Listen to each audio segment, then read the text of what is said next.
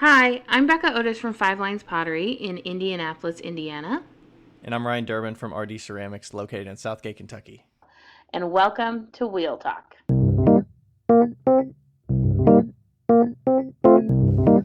Hey guys, we've loved answering all of your questions so far. If you'd like to hear your question on the podcast, please send them to us on Instagram at Wheel Talk Podcast or by email to wheeltalkpodcast@gmail.com. Thanks.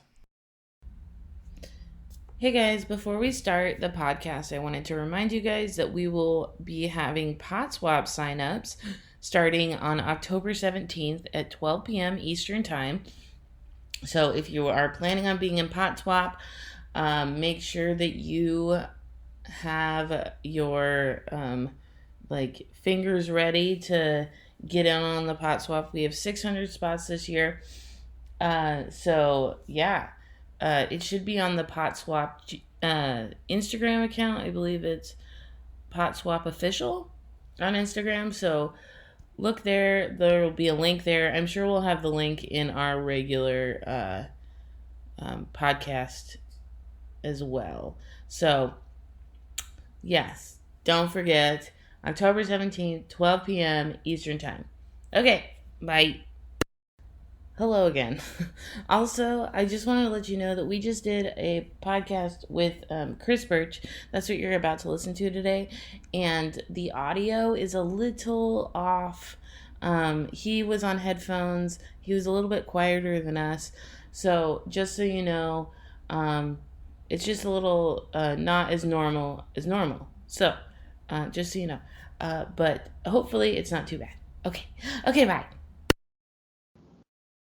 All right, Okay. Becca. You ready? You start us off. I feel like I always start us off. Well, okay, fine. I'll do it for Chris. We're live. We're live. We're live. Ooh, we need a little deeper voice. A little bass. Usually do the little high pitch thing. We didn't really do the low voice. We should do a lower voice one sometime. Live. Yeah, there you go. Do an opera version. Yeah. Yes, I would be down for that. People would probably have to take off their headphones though. Yeah. Anyways, we are live today with a third person. We got Chris Burch on the podcast today.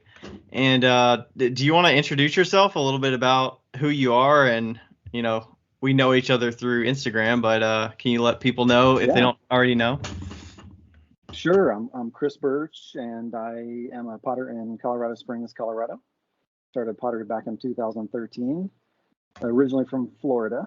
So I'm really, really glad to be in the mountains. I don't have to deal with heat and humidity and mosquitoes and hurricanes and all that business. But yeah, I was just taking some college classes and happened upon a pottery class, and the rest is history, as they say. Oh yeah, I know how that is. So you say you started pottery in 2013? Is that what you said? Yeah. Okay. So I listened to your. I first got we've crossed paths on Instagram and Facebook and stuff, but I kind of got to know a little bit more about you from listening to the Potter's Cast episode with Paul. Yeah. For people that want a little bit more backstory or learn some more stuff about Chris, it's Potter's Cast 656. I listened to that actually right before we met today again. Cool. And that was back in August 2020. So it's still pretty recent. It's about a little over a year ago, about this point. I'm not sure when you recorded it with him, but. Thanks for informing me that he was on a podcast so that I could listen to it too. I feel like I've talked about it before though. I don't. But remember would you have listened to it beforehand? I would have. Today Would I you? would have. Okay. All right. Will you listen to it after, though, Becca? Nope.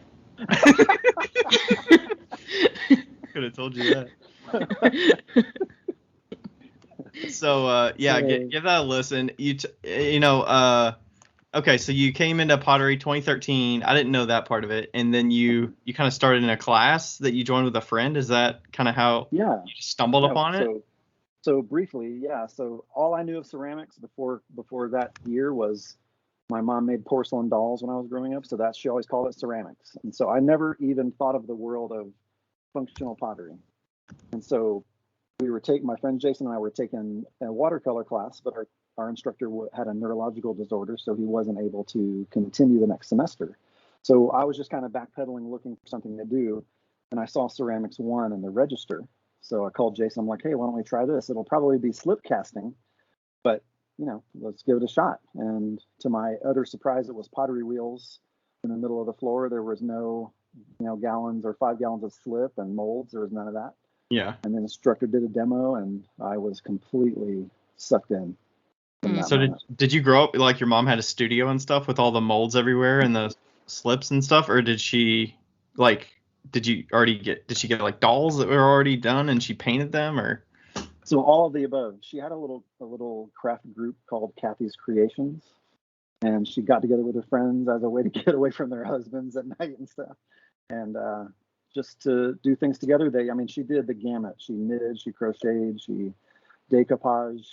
She dealt with greenware, and I still actually have a pencil that's a 2-part pencil that she painted. It was one of those greenware pieces that I can still see the edge marks and the little from where she had it standing on the stilts in the kiln.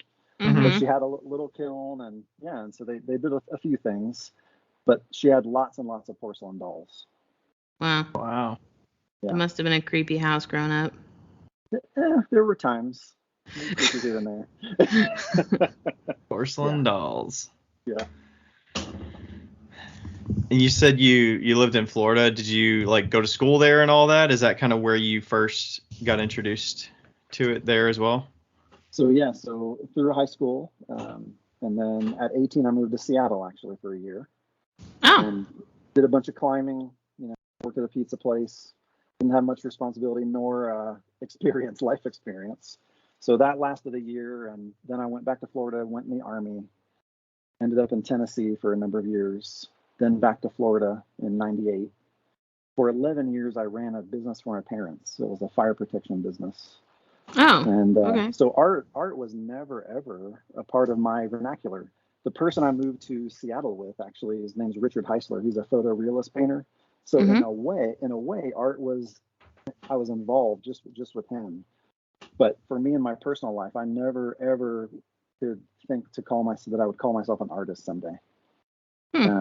So then after the 11 years in Florida managing my parents' business, my wife and I, not quite throwing darts at a map to say where do you want to go, but we had both been through Colorado before, and once in our life, and we always remember how nice it was. And so we're like, why don't we go somewhere with seasons, go somewhere we can experience snow. And little did I know what was in store and what kind of a utopia it would really become for us. Wow. Yeah. Is there just something different about living in like Colorado and mountains and stuff? Is it just you're so immersed in the nature all around that I would imagine Florida is a lot more like density and there's people and it's just hot and yeah, and I just feel so free here. Number one, there's no humidity. So I can walk out on a 95-degree day and I don't sweat. Whereas in Florida, it would look like I just jumped out of a pool because I'd be just completely drenched. And that's miserable.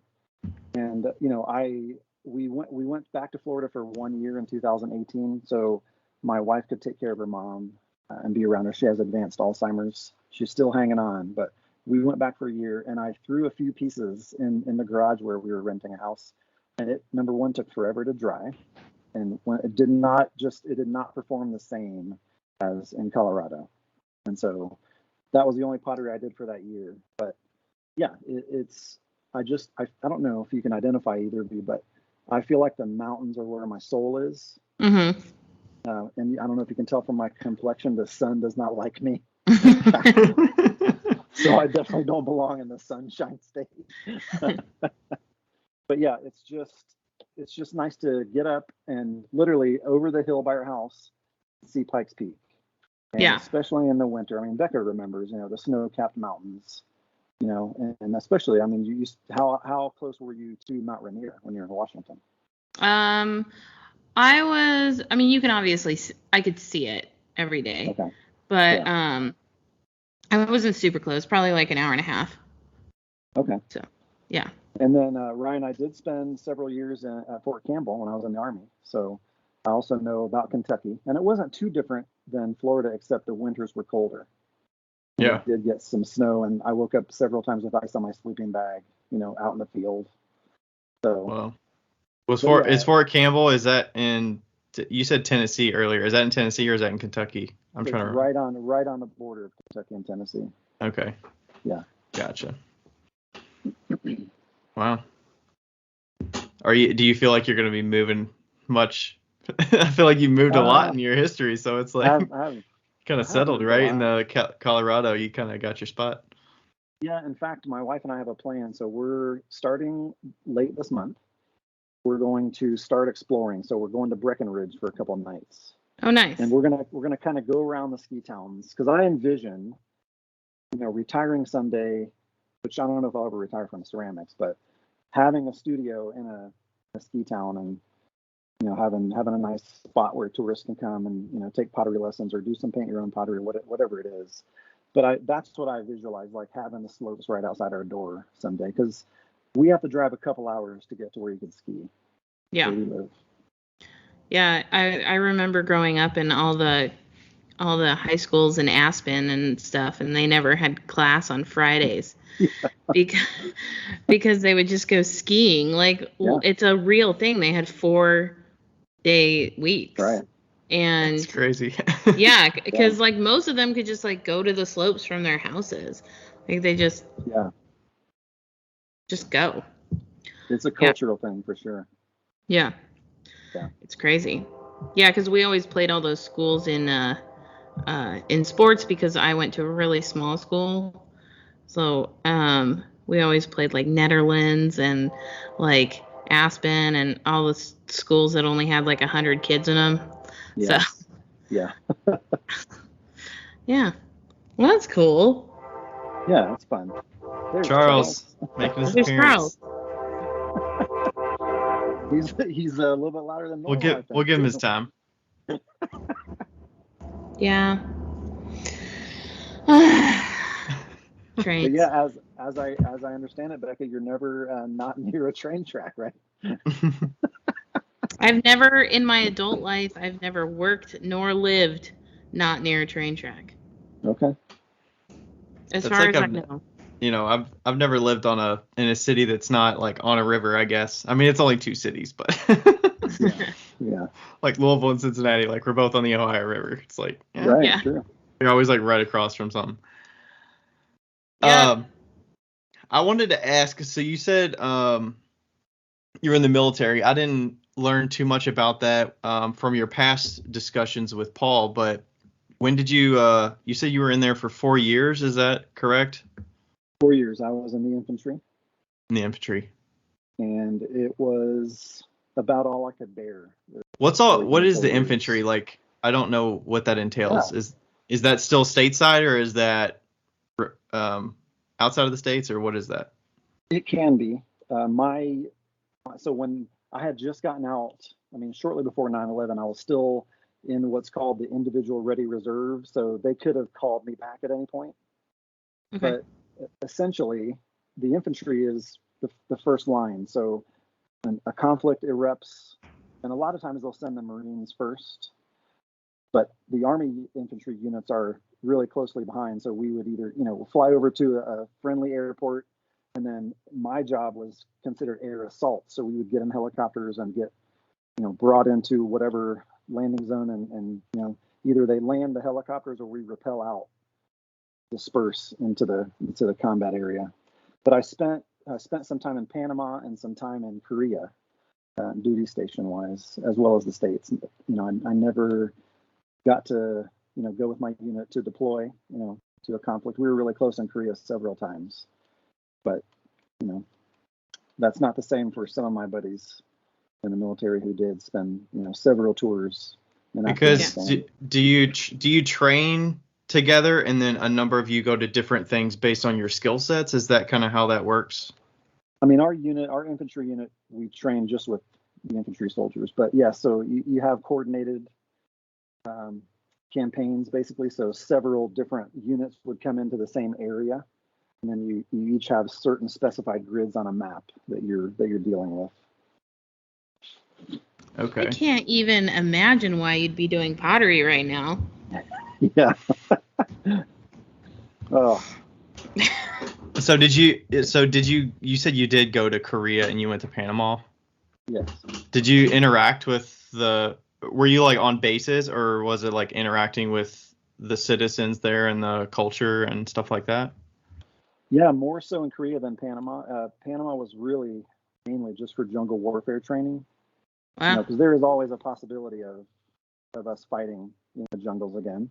So they want us to be well rounded. And then, spending time in California in the desert was urban terrain. So, of course, what they dealt with in Iran or Iraq and Afghanistan. And then in Korea, so I lived off base. So Okay. I had to go on base every day for training. But yes, the locals are right there, literally right outside the post. And so we would interact with them frequently. Gotcha. Do you Yeah. still wear like attire that lets people know that that's who you are, or are you supposed to like blend more when you're there? I mean, That sounds like a dumb question. I don't know. Becca's not at like, all. what? No, I'm just like, okay. I'm just curious. I don't know. Yeah. If you're on your personal time, you don't want to be in your uniform if you're not on duty. Okay. But when I left post for the day, I had my uniform on still, and I lived less than a mile away from the gate, so I just walked. Oh, Yeah. okay. Yeah. Gotcha. Yeah, it was Cool. interesting. Yeah. I So does bet. it like does it make you like did your mindset change at all like when you're versus like being in different parts of the world in that kind of role versus living? Did you find yourself like doing things different, or your mindset was different once you got back, or like Absolutely. beforehand? And the thing about Korea, I mean, there were only about 53,000 of us there. Now there's like 4 million North Korean soldiers. So if you do the math, right, if something were to kick off, it would be challenging for us at first because we were like the first line of defense. If the North came down, they would attack Seoul. So our mission was between where my base was in Seoul to kind of help protect the cities. But I still put everything through a military filter. I can't do away with what has been ingrained. It's similarly like I've driven from Colorado to Florida several times. And if I'm by myself, I just drive 31 hours. I don't go to a hotel. I just stop to get food at the gas station, fuel up, and go to the bathroom, and that's it. Well, of course, when I'm with my family, my wife and kids, I can't do that. We need to stop because everyone needs a rest. But I can just really turn on the switch and just drive and I don't go to sleep. I stay awake till I get there. So So basically, is that just like a trained discipline? Yeah. That you have? Okay. I have that, and I wasn't even in the Army. oh, look at you, Becca. Maybe in a past life. Yeah, probably. Becca loves to drive. I don't get it. Yeah. I do. When we went on our road trip, there was like one time, I can't remember if I must have not like had very much sleep that night or something. Or I was getting sick. That's what it was. I was getting sick, and he drove for an hour, and then I took the rest. It was more than an hour. It was like 2 maybe hours. 2 hours, but yeah. I was like, hey, have at it. If you like it, have at it. Yeah. Right. I'm a driver. I like driving. I enjoy it too. So what I want to know is about this past order that you did that it's like this big ass order that you just did, isn't it? Yeah, those pictures were nuts. Seeing those shelves of pots. Oh my gosh. That was surreal. Do you want me to just start talking about it, or do you have a question about it, Becca? No, just start talking. Tell us what the order. Yeah, like what is the order? Like how many how did you pieces get was it? it? And Like yeah. Yeah, absolutely. So I don't fire at home. There's a studio in Monument. Do you remember that town? Have you heard of that town, Becca? Monument. Okay. So there's a little place called Clay and Colors. So shout out to Clay and Colors. I'm a member there, and so basically I can fire my work. Now there they have a large kiln. They have a medium, which would be that SCET 1027 style college classroom kiln, and then a smaller, like one ring smaller kiln. Okay, that's their setup. And I had anticipated, so I'll back up. They're the ones who gave me the order. So they basically sent me an email from the city of Castle Rock looking for a local potter. So normally what they would do would be, I guess, buy the stuff from China and then get their logo put on it, like so many other people do, Mhm. and then sell them to their patrons for the Oktoberfest. So that's what it was for, the Oktoberfest.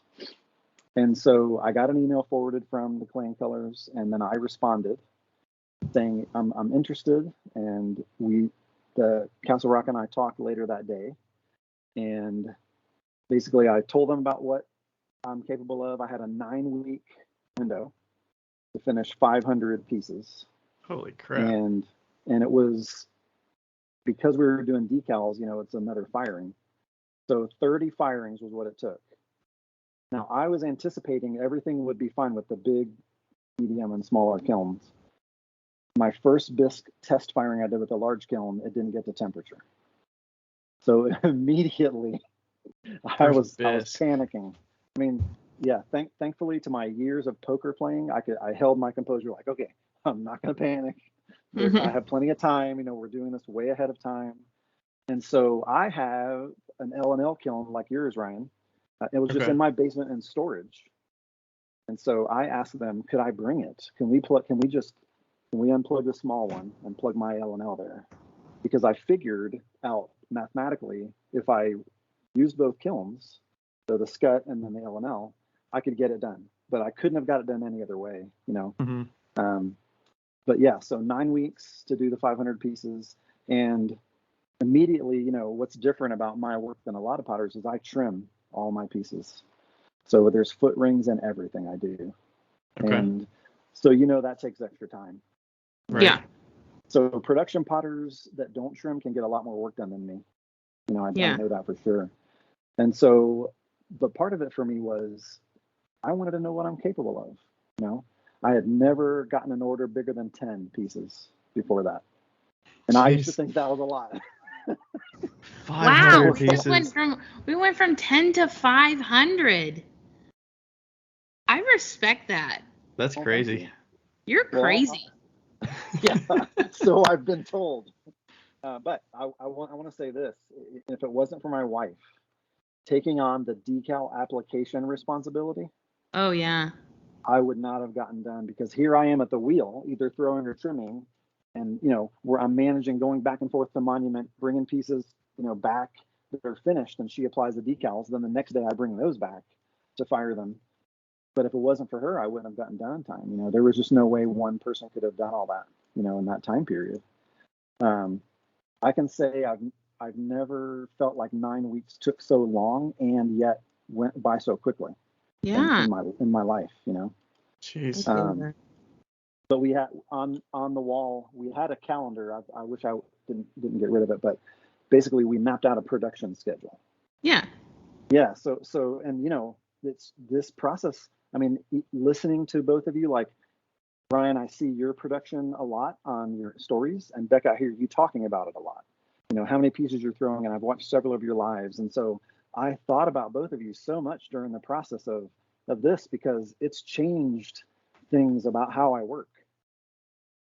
To be that organized, that's the only way to do it, as far as I'm concerned, to take care of what you have to take care of, and then plan for failures, because we had several pieces that maybe got out of round and the glaze firing, and just there's a lot to manage. Did you feel like you had enough, like what was the meeting schedule with them early on? Like, did you feel like you had enough guidance and they weren't like going to be super picky about it? Or did you get like ounces, like general profile, and make test samples, and like, did you have to do all that up front, or did they kind of leave it to you to deliver? For the most part, they left it to me. I brought some work to show them, and they saw an agate ware piece in the stuff that I brought them. I was just kind of giving them an example. And they liked the brown and white mixed clay. And they You had to add that in. You had to add that in. Yeah, I know. And if I do something, I'm going to do it all the way, Becca. But yeah, they like, they wanted something, because we've been in lockdown essentially, or people just haven't been going out, and for a year and a half or so. They wanted something that would really stand out to people. And having a potter do it and make it every piece by hand, they felt like that would capture the attention of the attendees of the Oktoberfest. And so all they really wanted was the pieces would hold at least 12 ounces, because they were going to pour beer samples into them. Right. And Oh yeah. so I made it so that the mug would hold 21 ounces and the cup, because it was bigger, and it held about 18 ounces. So I got enough for them to, if it overflowed or whatever, if the suds got too tall or whatever, they would, it'd be enough to accommodate that. So you that was made mugs and you made tumblers, like it was broken up. yeah. So I told them from the beginning, they wanted steins, that they were set on steins, and I said, look, handling 500 mugs in 9 weeks and making sure everything is free of cracks and the way you want it to be, the way I know you'd want it to be presented, is not possible. However, 250 would be, and 250 cups. If you would let me do that, then I can get it done for you. And they agreed. Nice. Love it. And I'll tell you what was surreal. Number one was, so I sold them all to them before the event, and I got done with 2 days to spare. Yeah, that's how tight it was. Whoa. Yeah. So we deliver them an hour before the event. They had 100 available, which immediately sold. So then when the event started, in less than 2 hours, they were gone. So that was number one. Like they kept coming over because we brought these bins where we had them all wrapped in paper. Everyone was individually wrapped. I didn't want anything breaking, but they kept bringing bins back. I said, hey, I need those bins. So every time they bring the bins back, they're like, hey, we're running out. And then very soon they brought the last bin. They said, they're gone. My wife and I were like, oh my gosh. Did they put an order in for next year already? So so essentially I said to them, I don't assume you'll want to do this again, but I hope I'll be part of the conversation. And their response was, we're going to let you know, and we're going to be talking in January so we can give you extra time. Good. And so Great. I'm like, I guess I landed it, landed it for next year. Ah, we're so proud. That's Thank great. you. I'm over the moon about it. It was incredible. And they let us have a booth that we could sell our own work. And, Yeah. and I thought about you guys again because of how you talk about your shows. We had exponentially the best show ever on that night. And it was 1 to 9 p.m. And we had the booth lit and everything at night. And just So those were your recent pictures that I Yes. saw. Okay.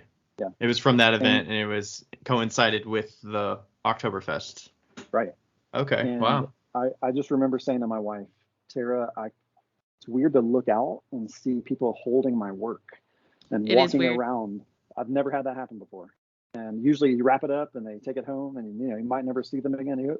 Hopefully you'll get orders, But yeah, and so many people came by the booth to say, we love these, thank you for making these, and just I'm a very humble person. I don't like the spotlight, and that was like beaming the spotlight. And Yeah. but I think people want to know you. They want to know what your story. They want to know why you're doing what you're doing, and it's an important piece. So I have to get used to that part. I think I have to get over that worry. Yeah, and what's great in proximity, you didn't really Castle Rock isn't that far from Colorado Springs, so it's like Right. it's still part of your community in a sense. It's probably what is it, like a half hour away from you? About 45 minutes. 45 minutes, which everybody else is like, that's so far. And if you're from It's not Colorado, that you're like, far. oh, an hour? You're my Right. No neighbor. big deal. Yeah. So, like that community building that you already did, that is so cool. I'm so proud. That's Thank you. awesome.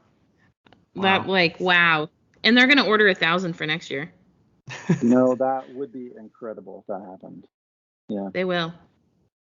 And that's the thing is like, so I remember asking you, Ryan, on Instagram one day. I said, have you ever done a show about, I wanted it, I got it, now what? And that's kind of where I'm at. It's like, Yeah. I left, so I worked at Apple, and I left April 30th of this year. And I guess I'm part of the mass resignation. I'm one of the statistics. I don't know if you've read about across America, people are resigning at like unprecedented amounts. Huh. And for me, being locked down and being at home gave me lots of time to think. Like I know what I want to do with my life. I know that it isn't clay. It's just I'm one of those people who was worried about not having the security of the benefits and the insurance and the steady paycheck.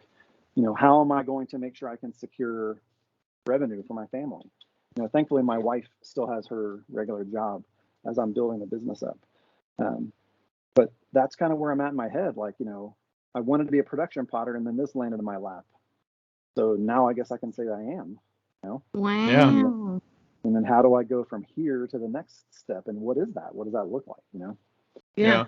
Did you make that jump before you had that order officially, or was that order kind of what pushed you to? No, I made the jump first. And I'll share that my mom died last year. And so ever since then, I can hear her saying to me, hey, Chris, don't waste your opportunities. Don't waste your talents. And she told me that a lot. And I guess I feel in a way that I have a responsibility. She was my last family member, and so of my immediate family. And I feel like I have a responsibility to do that, and as I shared with Paul, to be the light that my family cannot be. That's really where my head is. From when I wake up, what can I do today to impact someone's life, and to make sure I am going to leave a legacy on the planet. And literally too with pottery, like all three of us, someday someone could dig up our stuff thousands of years from now, and what is this? It's a shitty cup. They're going to dig up a shit ton of stuff in Sultan, Washington, probably in 10 years. It's one of Becca's shitty cups. Wait, I have to say something really quick. Chris, when you get that $1,000 cup order for next year, you let me know, and I'll come out and I'll throw with you for a week. Oh, that would be amazing, Becca. Yeah. Yeah. She will do that. I will. Yeah, Actually, She's serious. Yeah, well, and That would be plus my awesome. parents live in Loveland, so it's like I can just, Okay. they'd love to see me. Well, I mean, if you're ever down here, let me know. I will. I for sure will. I love that drive anyway. Yeah. Yeah, that's so cool. So okay. I had a question. Okay, When you're fine. like you were saying your mom kind of like made you think of that, of like, take those, I want to say, like, how did you phrase it? You said like don't hold yourself waste your back, or talent. don't waste your talent. Did you feel like she or the rest of your family, your dad or whoever, like, did they take chances, or were they more reserved, or did they take a different approach to it, or? So my father was a drag race car driver, as a hobby, and Wow. he definitely took risks in his life. So my sister, who in '97 was killed in a car accident, she took lots of risks in her short time. I was always the way more reserved. Like, I would always stick my foot in the water, proverbially, before jumping in. Yeah. Whereas my dad and my sister would just, they don't even know if there's water in there. They just jump in. Yeah. But over time in my life, I have taken some risks. Moving to Colorado, to leave the security, of my family support system, my wife's family support system, our steady jobs, to come out to somewhere we don't know anyone. We didn't have jobs. We had $20,000 in our pockets at the time, and and a place to live, and that was it. I think for me, taking some risk is comfortable. I don't know if either of you can relate, but sometimes I work better under pressure. Yeah. When probably. the deadline is coming, because, and I'll say this, like, and I've shared with you, Ryan, and you should know, Becca, your podcast is a staple in my studio, and I've listened to every episode, and some multiple times, in some ways, because I need that constant encouragement, even though you're not, I know why you're doing it, and one of the reasons is for your listeners. You want us to be encouraged, and I can tell you it has helped. But at the same time, like, I broke some habits in this. I'm a procrastinator by nature, and So am I. yeah. And in my life, several times of letting the deadline fall and letting people down because of it. Like, I did not want to start my pottery career that way. My full-time pottery career. I wanted to start it out the gate like that racehorse that just from the time the gate opens is gone. And I can look back now and have no regrets, and I don't have to say, oh, if I just would have done this or just would have done that. I did it, and I'm super happy about it. It's really honestly like, as somebody who had the same thing happen um to me, like just in a tiny different way, you're in a lot better spot where you are right now than I was in. And but it does like propel you, when you do get something like this big order, it just really like shoots you off, and you're like, the most confidence I've ever had is when Starbucks was like, hey, we want your stuff, and we want 300 pieces from you. And that was like, oh shit. Like, okay, I guess I'm good enough.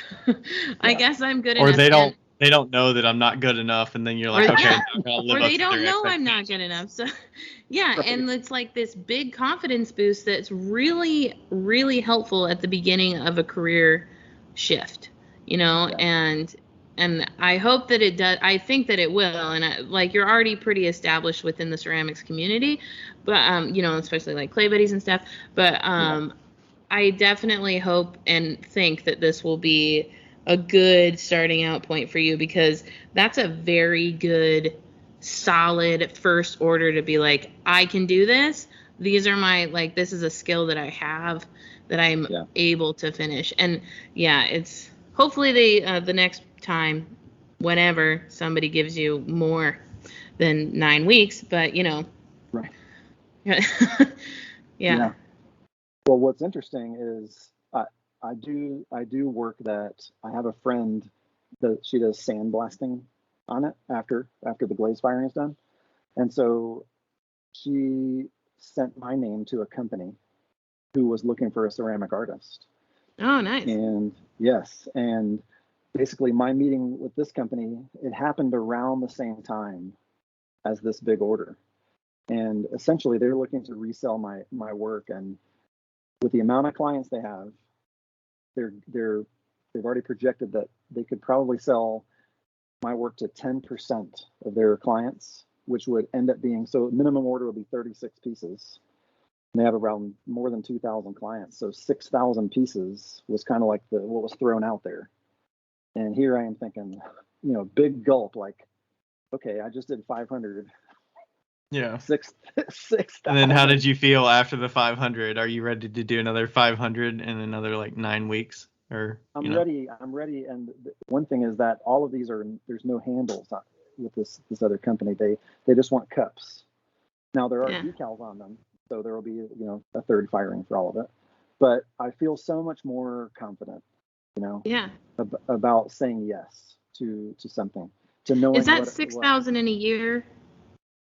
I don't think it would be, Becca. We wouldn't probably start I wouldn't probably be shipping till next May. Oh, okay. So it would give me some time to get some inventory built up, and then they would share with their clients, what the pieces would look like. So it'll be 3 different style cups, basically just different shapes, and they're agateware. They're one's black and one's gray and white, and one's brown and white. So we would just mix. The third one's just one of those other ones. But I don't know if I could do 6,000 in a year and have any kind of balance. So that's the concern. So immediately what's going on in my head is, okay, it can't just be me now. I will have to either have my wife come on to help me, or hire a production potter to maybe they just trim. I have an 21-year-old son who said, Dad, is there any way I can be your dedicated trimmer? I said, well, we can talk about it. It's possible that, and I'd rather pay my family, Right. But the point being, like, I guess what's happened to me is thoughts and about the way my business needs to go. I didn't think it would be happening yet. I didn't think I'd already be, trying to materialize the plans for, okay, it's going to cost money to rent a commercial spot. How do I make sure I have enough revenue coming in to be able to handle the bills? Because I know there's been several podcasts, Becca, where you talk about the expenses of that. And then how do you know that commitment is like realistic for what they say it could be versus like Or are they paying you like for the time that you're getting to that point where you're ready to be in a certain spot in the spring, so that like if the like is there something in place that if like they decide to change things or ask for something different, that you're not like shit out of luck, you know? Yeah. Exactly. Contingencies, yeah. Yeah, I will say that definitely, well, like, where you're working right now, are you working in your garage? Yeah. Yeah, how big is your garage? So it's a it's a pretty big 2-car garage. I've got 4 wheels in here. And so Okay. literally I'll sit at one and throw and move to the other to trim. Perfect. That's how I kind of work that out, yeah. Okay, well, because I'm gonna do this anyway, so you're just gonna have to deal with it. But so I'm surprised you don't have a kiln yet at your house. Well, we're renting, and our electrical panel won't handle a 60 amp breaker. And we get the HOA wouldn't allow that anyway. Gotcha. You can't move your washer? Well, it's right by our bedroom. Okay, well, anyway, moving on. Yeah. What I was gonna say is, don't underestimate what can be done in a small space. Okay. Now, like Rebecca, when she was starting out and she made 100K, 80K, somewhere in there for a year, I don't even know how much she made. I'm just guessing, but she did well. She was in a 600 square foot space. Okay. You know, with an employee and like one employee, and they did it by themselves. You know, it was her throwing and like, you know, and Mackenzie doing like the wedging and stuff. But like, don't underestimate the value of a small space, because it's free for one. And it's also, if you can work a good system, you can make almost anything work.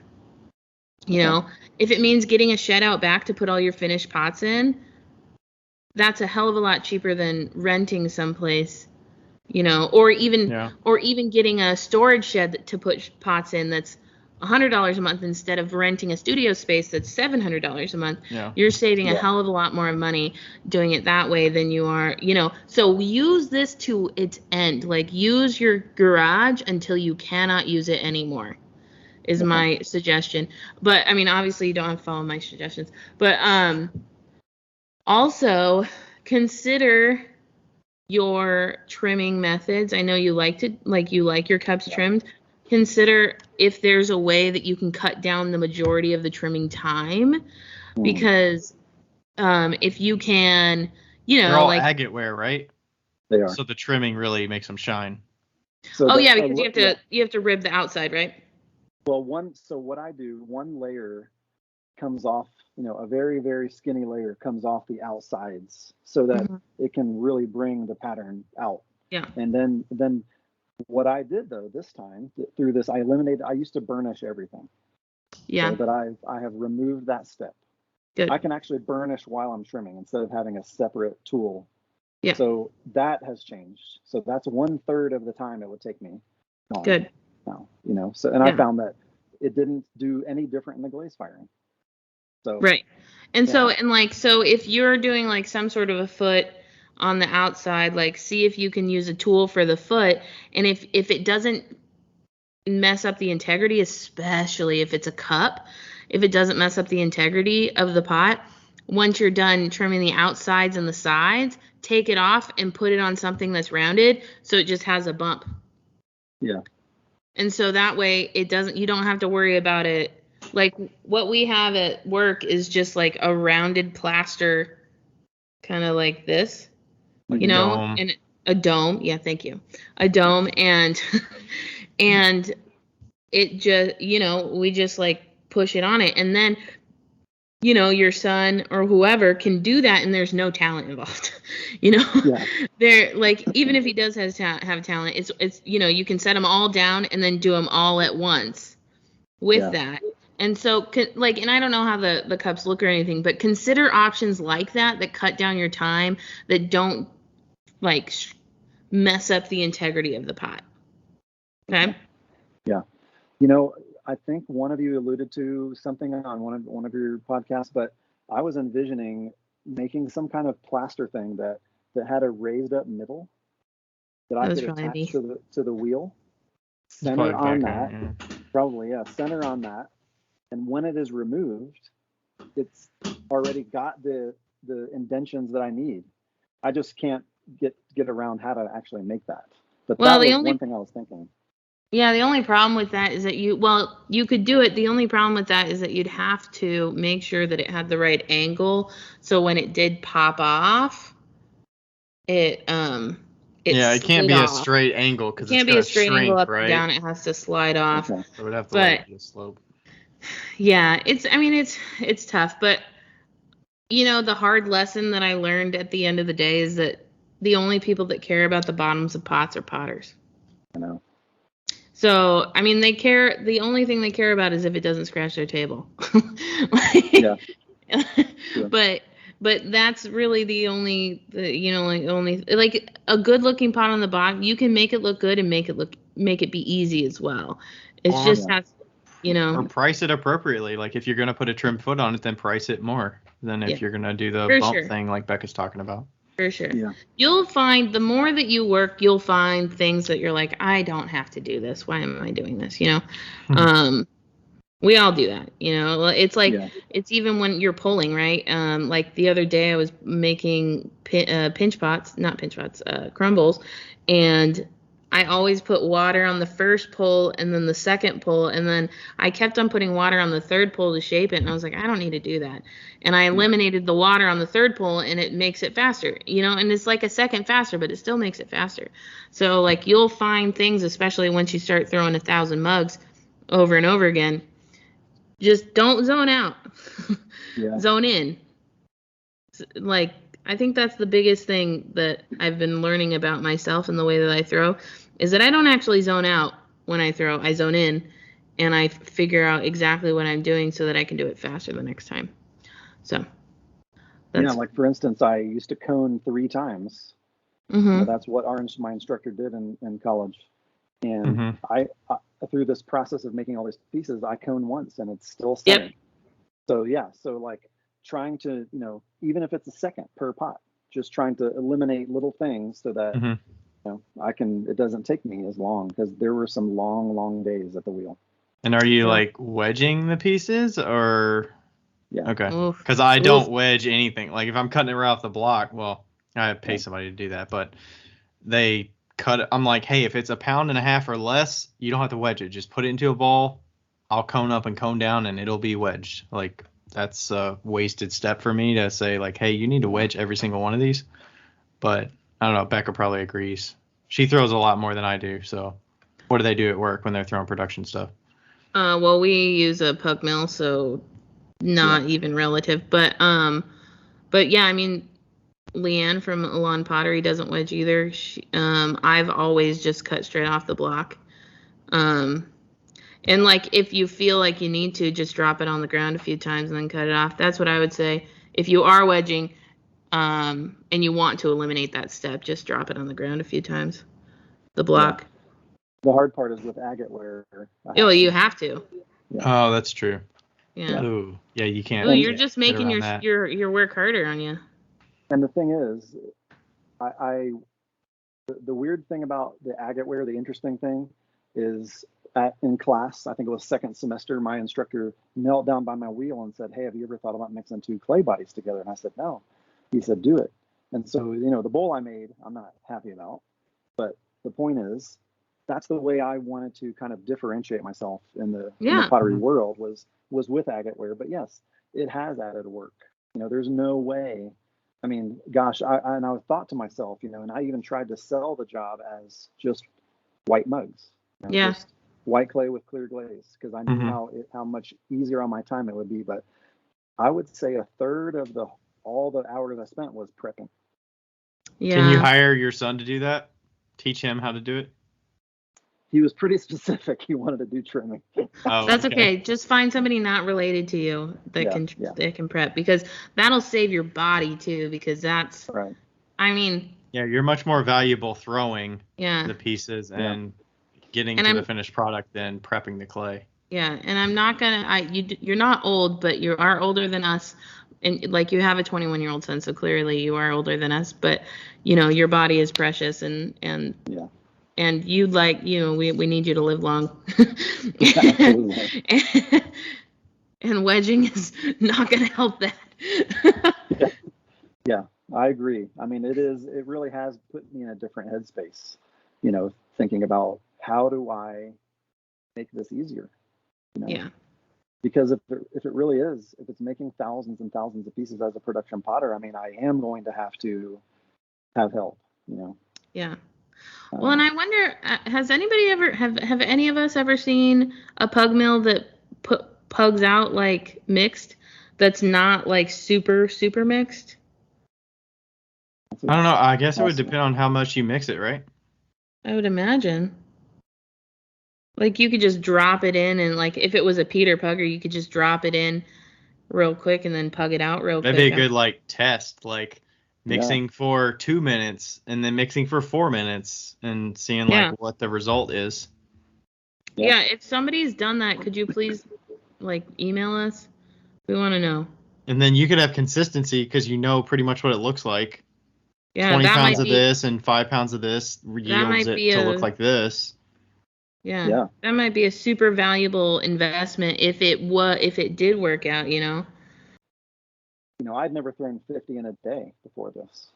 Yeah. And so, yeah, I had a whole 6-foot table full. I said, Tara, come out and check this out. And she was like, wow, that's a lot of pieces. And then I kind of refined it to, okay, I'm not going to sit down and throw 50 because if I have to handle them, it is I don't want to spray them down. I would rather let them harden up, flip them over, maybe cover them for the night.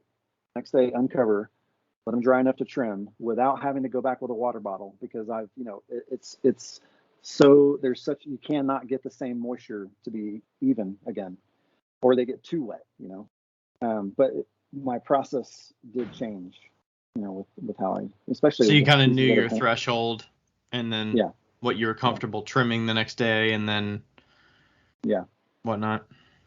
So now after everything, after all of the order and everything, what's your comfy zone?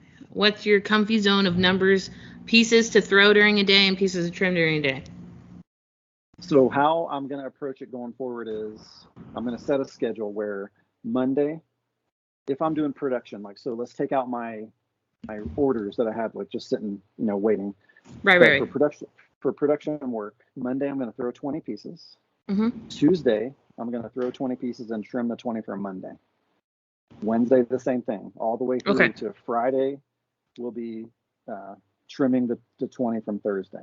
So there'll be 100. It could be 100 a week that are processed.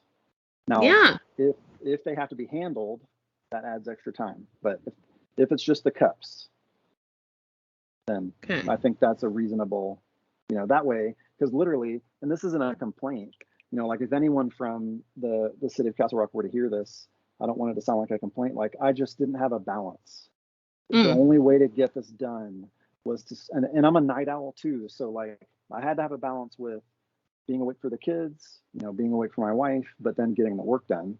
And it was just so many hours, and so many very late nights. And then you add in glazing, because it used to be I would take the piece and sponge off the foot ring, after glazing, because I don't use wax. So I developed a method of taking 2 towels, wet them and squeeze them out, and I put them on a table with clamps. The first towel, I take the piece back and forth, and it's clean. Second piece, I just make sure it's clean. Literally takes 5 seconds. Yeah?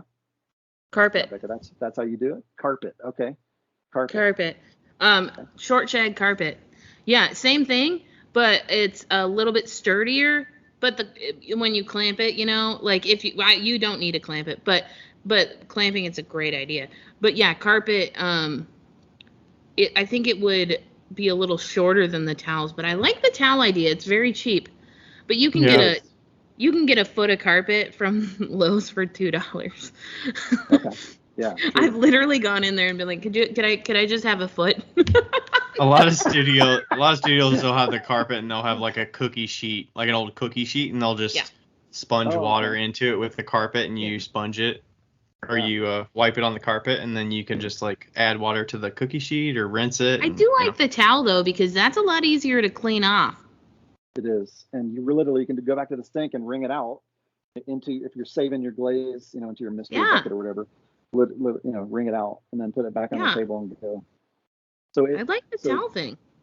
Thank you. Yeah, it saved me so much time. It was toward the end that I developed it, and so now I'm thinking about, okay, this is going to make everything way easier, except bowls. That's going to be challenging, but I haven't thought through that enough yet. But oh no, it's easy on bowls. When you do your foot, you just glaze the whole piece. Okay, I was worried about how I was going to hold the bowl and bring it back and forth across the towel. Because the cup is easier. You can wrap your hand around it. Oh. Well, what you also could do is use a big sponge, and you could just wipe it really quickly with a big sponge, like a car sponge. But but once it's dry, it should be fine.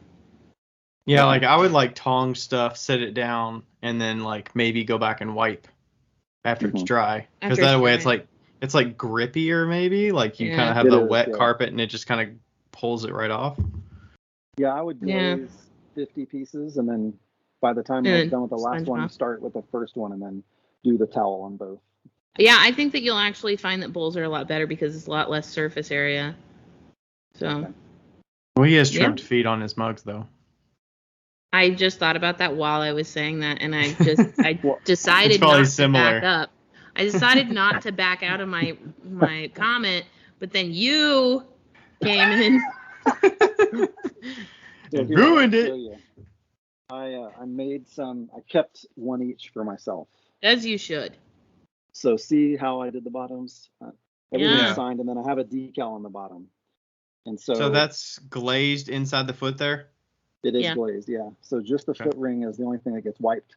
And what I like about the towel method is it's really you can't even see it. Just above where the piece meets the surface of what it's sitting on. Yeah. So, it is the way I want the pieces to look, but both of you make a compelling argument for trying to figure out ways, because let's say my pieces were flat bottomed. I mean, that eliminates so many hours of trimming. I could get that many more pieces made. That's kind of where I'm meandering as we speak. I didn't even realize that was agate ware when I saw them on the shelves. I thought it was just like a creamy white mug. It's like marble. I mean, well, and it doesn't even have to be a flat bottom. It can be a concave bottom. And you could even do a sharp concave. You just have to figure out a method to make it that sharp. Yeah. That's just as faster. That is faster than trimming. Because if it's not faster than trimming, then it doesn't make any sense. But yeah. So I will be thinking through that. Is there a way, to make it easier and less time consuming? So wait, how many kids do you have? This is random, but how many kids do you have? That's okay. We have 5, and so we have 3 adult kids, 28, 21, and 18. And 2, so our sons are 28 and 21. Our daughters are 18, 9, and 7. Oh, wow. You can put the 9 and 7-year-old to work. Not good. Wedge this clay. Yeah, heck yeah. 18-year-old too, but still, I'd put that 9-year-old to work. I used to make all my friends' kids that were that age work for me. Really? Yeah, I can motivate. I have no shame. For less dollar amount than or friends of your children's friends of your children, Yeah. Well, even if they're just putting the clay together, right. That's hey, weigh out like a huge saving. X number of balls of red clay and X number of balls of white clay, and then you have some way of putting them together, but they already have it weighed out for you. Yeah. Well, I had my wife, so one thing I did have her do is instead of me wedging, like if my day was 50 to throw 50, instead of her wedging or me wedging 50, I had her make, so they were each 1.5 pounds. So I had her make a 3-pound block for me and make enough that I could make 50. And then I just wedged the whole 3-pound block and cut it in half. So that divided my wedging time in half at least, That's good. Yeah. Oof. Whew. I need a massage. I feel you. Yeah, I just got done making 1,500 wine glasses in 2 weeks, so Oh wow, Becca. I mean, I didn't do the whole process, so like if I had Yeah. done the whole process, it probably would have taken me just as long as you. But So the amount of things you can make though is astounding to me. Really. there's a girl at work that I think is better than I am. Really? And yeah, she hasn't been throwing production as long as me, but I think she's going to be better than me pretty soon. It's mostly because she has the Attention span. yeah, that. And The focus, I just the want attention everybody to span. know. I just want everybody to know that that was not staged. No, I just complete your sentences, I just know you. Yeah. You know what? I can be that way where I'm not focused. And then I can be extremely focused. And I don't know Yeah. what the catalysts are for, maybe it's enough rest or, God, I wish we knew. starting at a particular time in the day. But I really do want to have a balance. It's easy for me to kind of zone in and do this order, but then one of our daughters would come to me daily almost and say, Dad, are you going to hang out with us tonight? Or, and I kept on saying, honey, as soon as this order is done. And, she's not old enough to differentiate because I was cleaning up the studio and she said, do you have to do more work? And I said, yes. And she got a little upset and I said, it's not like the big order, honey. It's not like that right now. So that keyed me into, Mhm. hey, you can't just sit in your studio. You're going to have to segment your life. And how are you going to do that is the big question, And Yeah, so that's good. to your question earlier, Becca, that schedule of throwing 20 and then trimming 20, that I really do want to see how that works, because if I can do that while they're in school and then be done, by the time Yeah. they get home, I mean, maybe I can achieve that, Oh my balance God. there. If I swear, if we could just be on the same schedule, or like, if you do have kids and be on the same schedule as your kids, like when they're at school, that not only will make your life so much less stress, but Yeah. like, the way that me and Ryan work, because we don't have any kids, is like we have the ability to put all of our time within the studio, but the thing about it is that once you start doing that, it's really hard to stop. And if Yeah. you start with a schedule that's dedicated to like 8 hours a day, you're going to be so much better off mentally in the long run. And really at the end of the day, it is just clay, and your family is super important, and that and I think it's great that you're thinking about that now, because it's hard to revert back to, Sure. and yeah, definitely. I'm so glad you came on the podcast now, because that is a really Oh, thank you, important Becca. message to say. Because yeah, what you're talking about is so important. Like, we need to make time for our families, and that's like you can't treat pottery like your life if it's your job. You need to Right. treat it like a job, Yeah. And it's hard, but you got to do it. Well, and there is that aspect of what clay does, because for me, it's been very transformative. And when because I teach as well here, so I can see, live what's happening with other people, making those connections, learning how to throw something taller, learning how to attach something that doesn't crack and things like that. And I mean, I had a lady who had dreamt of trying pottery for most of her adult life, and she was literally crying at the wheel because she had the chance to do it, So Mm-hmm. it's so powerful and there's so many potters I know that it's their Zen place in their life, and Mm-hmm. it's their therapy. It's easy to place more focus there because you feel good. You can forget, because for me, it has unsaddled me of everything I used to carry around. And so when I'm at the wheel, I don't have to think about that stuff. You know. And so for beyond like just with your family, you need to be able to have a break for yourself too. You need a balance Yeah. to, whether it is get out and exercise or sit down and watch a movie. Like I almost had to force myself to watch TV during this time, just because I was so focused.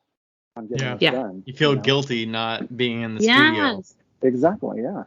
Oh my I God, feel when that. I watched, side note, when I watched all the Marvel movies, I had to watch them at midnight because I felt so guilty. Yeah. Like after work hours, like, okay, the only Right. time that I'm taking this away from is my sleep, and that's it. Yeah. Yeah. Yeah. But that's a very crucial point about balance. Yeah. How do you feel like that's gonna manifest, like once because now it's like your end all be all, that's your full-time job. So how do you I struggle with that because I'm like figuring out, like at this point now I use all of my time that I can possibly get away with like Yeah. in pottery, and it's like you work until you're like exhausted for the night, where you're like at the edge of like, okay, I'm tired, like I want to go to bed, versus like, Yeah. okay, I really have an extra hour and a half in me, but I'm gonna stop.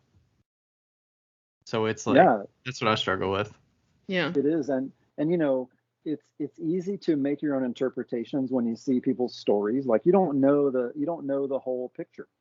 Like for instance, Ryan, sometimes you're up till midnight or a little bit later finishing your last story, and this is I'm loading the kiln for the night. When maybe people don't know you work a regular full-time job all day.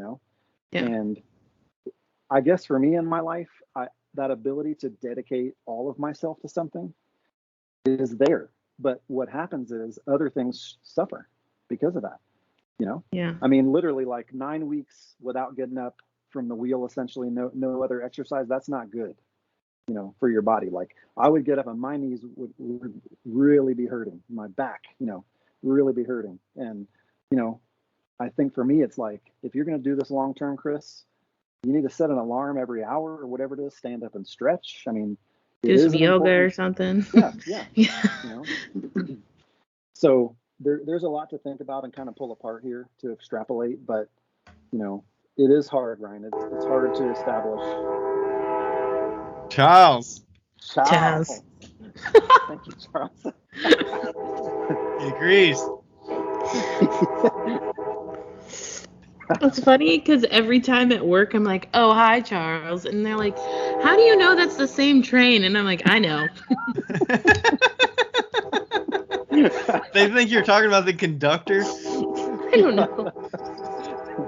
Oh, so there's a train that goes by the studio monument, but literally, like, I don't know how far you are from the tracks there, Becca, but we're probably whatever the minimum distance legally would be from the track. That's how And my old shop man, was. yeah, super Yeah. allowable. That's how my old shop was. This is literally a parking lot. So there's 4 parking lot spaces. So probably, I don't know, 4 car lengths plus the roadway between, and then the train. Okay, So pretty close. Yeah. it's pretty damn close. And then there's 2 of them. There's 2 there's 2 tracks. But yeah, I mean, like I said, I've had jobs like Sherwin-Williams wanted to answer the phone, and I'd be like, "Welcome, thank you for calling Sherwin-Williams." Hold on.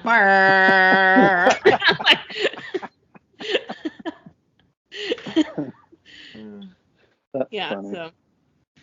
But at work, we're literally, you could throw a rock and it would hit the train, so. Okay. Yeah. Anyway, moving on. Enough about trains. Well, may I say something about price? Oh, Yes, please do. I would love to hear what you got about price.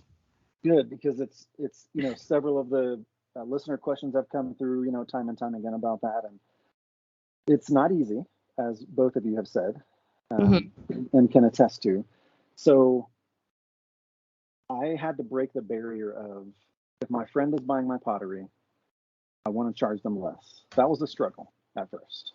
Okay. Mm-hmm. When I started to think about, Chris, what's your time worth? Do you want to make what you made at Apple? And the answer was no. I want to make more. Why do I want to stay the same pay rate? I want to make more. Like I can have that control. And so one thing I did for myself that's helped is I started a mug club where people pay a subscription for I release 4 mugs a year, and I'm charging $75 a mug. Hell yeah. you know. And some, like a guy contacted me a couple days ago to make mugs for his wedding, and I'm charging more than $100 each for each mug. You know, they're personalized, they're large, you know, they're like 30-ounce mugs, you know, and he didn't bat an eye, you know. And so Nice. for anybody out there who is struggling with it, is you have to ask yourself that question. You know, I had a lady come into my booth one day and say, she picked up a bowl and put it back down, kind of a little bit rough, and said, how do you justify your prices? And without skipping a beat, I said, how do you justify your hourly rate at your job? And she said, I don't understand why you're speaking to me that way. I said, well, you can't just assume that this is a hobby and that I'm going to, you know, barter with you over what I'm providing for my family here. Yeah.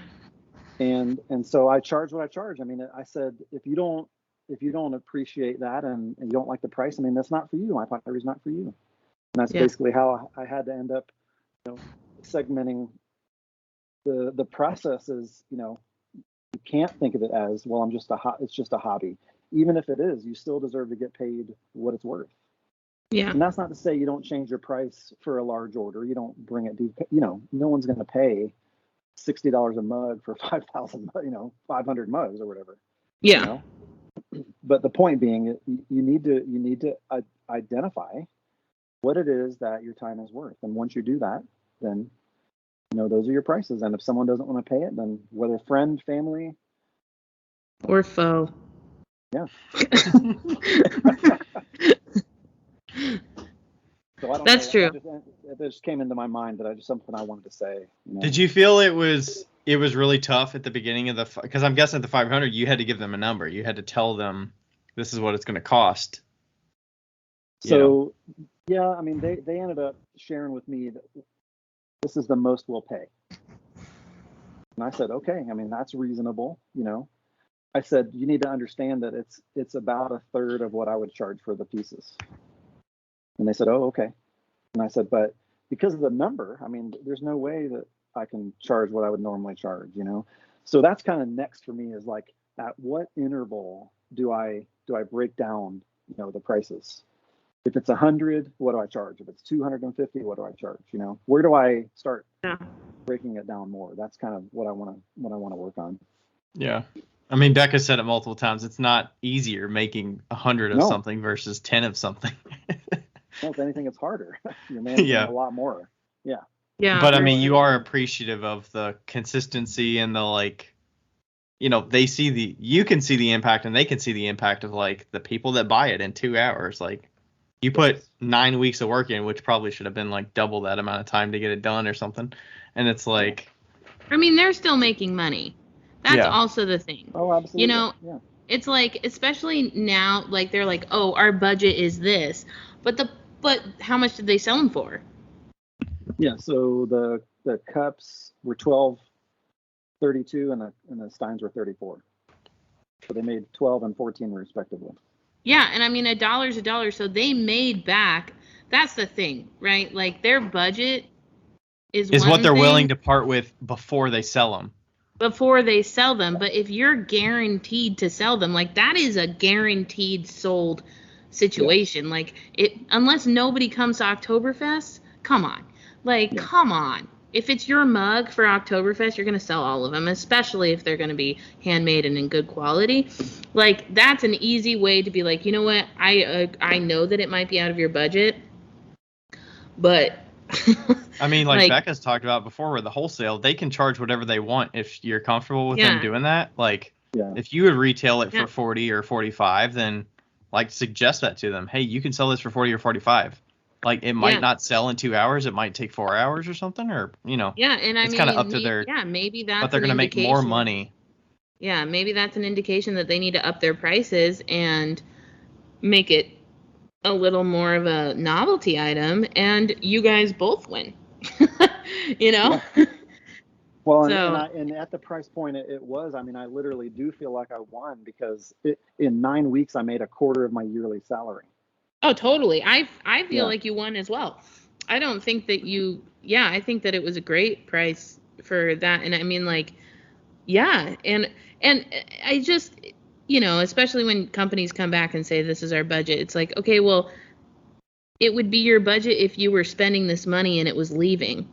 But you're spending this money and it's literally coming back to you with $12 on top. So you're making money, plus people have the memory of like what they got quality wise from that event. Yeah. Like next year, are you gonna number them? I feel like you benefited them by making all these, more so than like, them just getting some China ones and spending less money, Yeah, you put the year on it, right? I did. Okay, yeah, next year definitely number them. People love that shit. They're like, I want number 55. Like, there's one right there. Okay, I did the 2021. Yeah. Oh, you're saying, so then, and also where I signed, I don't know how hard it'll be to see, but their 21 is there on every piece. But you're saying number them 1 through 500? Yes. Okay, that's a good idea. And make it distinctive so people can see the number. And if you do like a 1 over 500, 2 over 500, 4 over 500 or whatever, people will be like, they'll come back the next year and be like, I have to have 2. I have to have number 2. I'm telling you, it's fucking insane. Like, the number on the bottom makes a lot of difference. Well, you're right. And I belong to a coffee enthusiast group on Facebook, and they buy mugs, like, for instance, Death Wish Coffee. So they trade and sell. And I mean, I've seen on eBay, like, let's say you had mug 500 of 2,500, like it's maybe sought after, or every mug in their collection is number 500 of whatever, right? So you're right. Those are important attributes. Yeah, that you wouldn't normally think. But I never even thought of that. I mean, with an Oktoberfest or anything that's every year, yes. Yeah. Oh, you are making my neurotransmitters go crazy right now. It's a good thing you have a notepad in front of you, right? Yeah, absolutely. Yeah, because I remember, because I did Oktoberfest mugs as well in Leavenworth, and the first set that I did, one of the guys that's a photographer that does the booths, he would buy one every single year, and he had to have a specific number.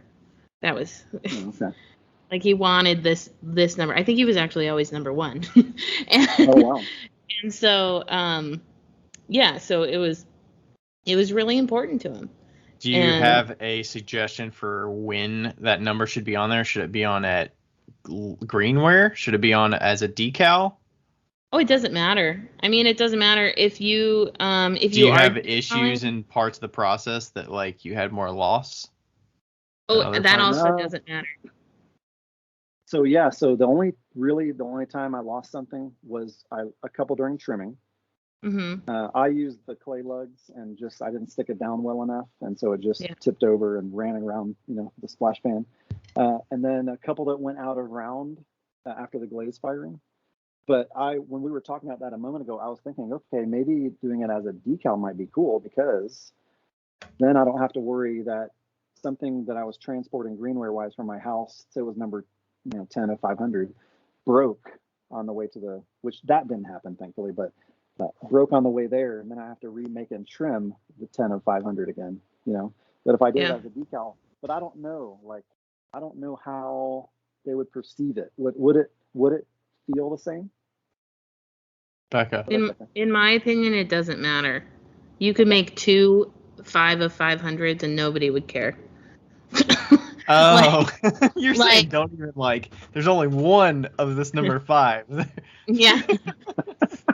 I mean, I'm just saying, if you fucked up and you had to redo one, I don't think it really matters. And then the ones that were extra, you could always just put it with a decal and nobody would know the difference. Yeah. No. Whatever you do, it's not nobody's tracking down all 500 of them to make sure they're the only one. Or asking what number do you have? No, if anything, they'll be excited because they're like, oh, there's another 5 of 500, so. Yeah. Okay. That's I really like that idea. Yeah. Yeah. Oh, that's funny. You said earlier you said you teach too. Do you teach to kind of balance out the alone time you have in the studio, or what kind of got you into wanting to teach people and I see you do date nights and stuff like that? Yeah, so I actually, when I went to college straight out of the Army, I was an education major.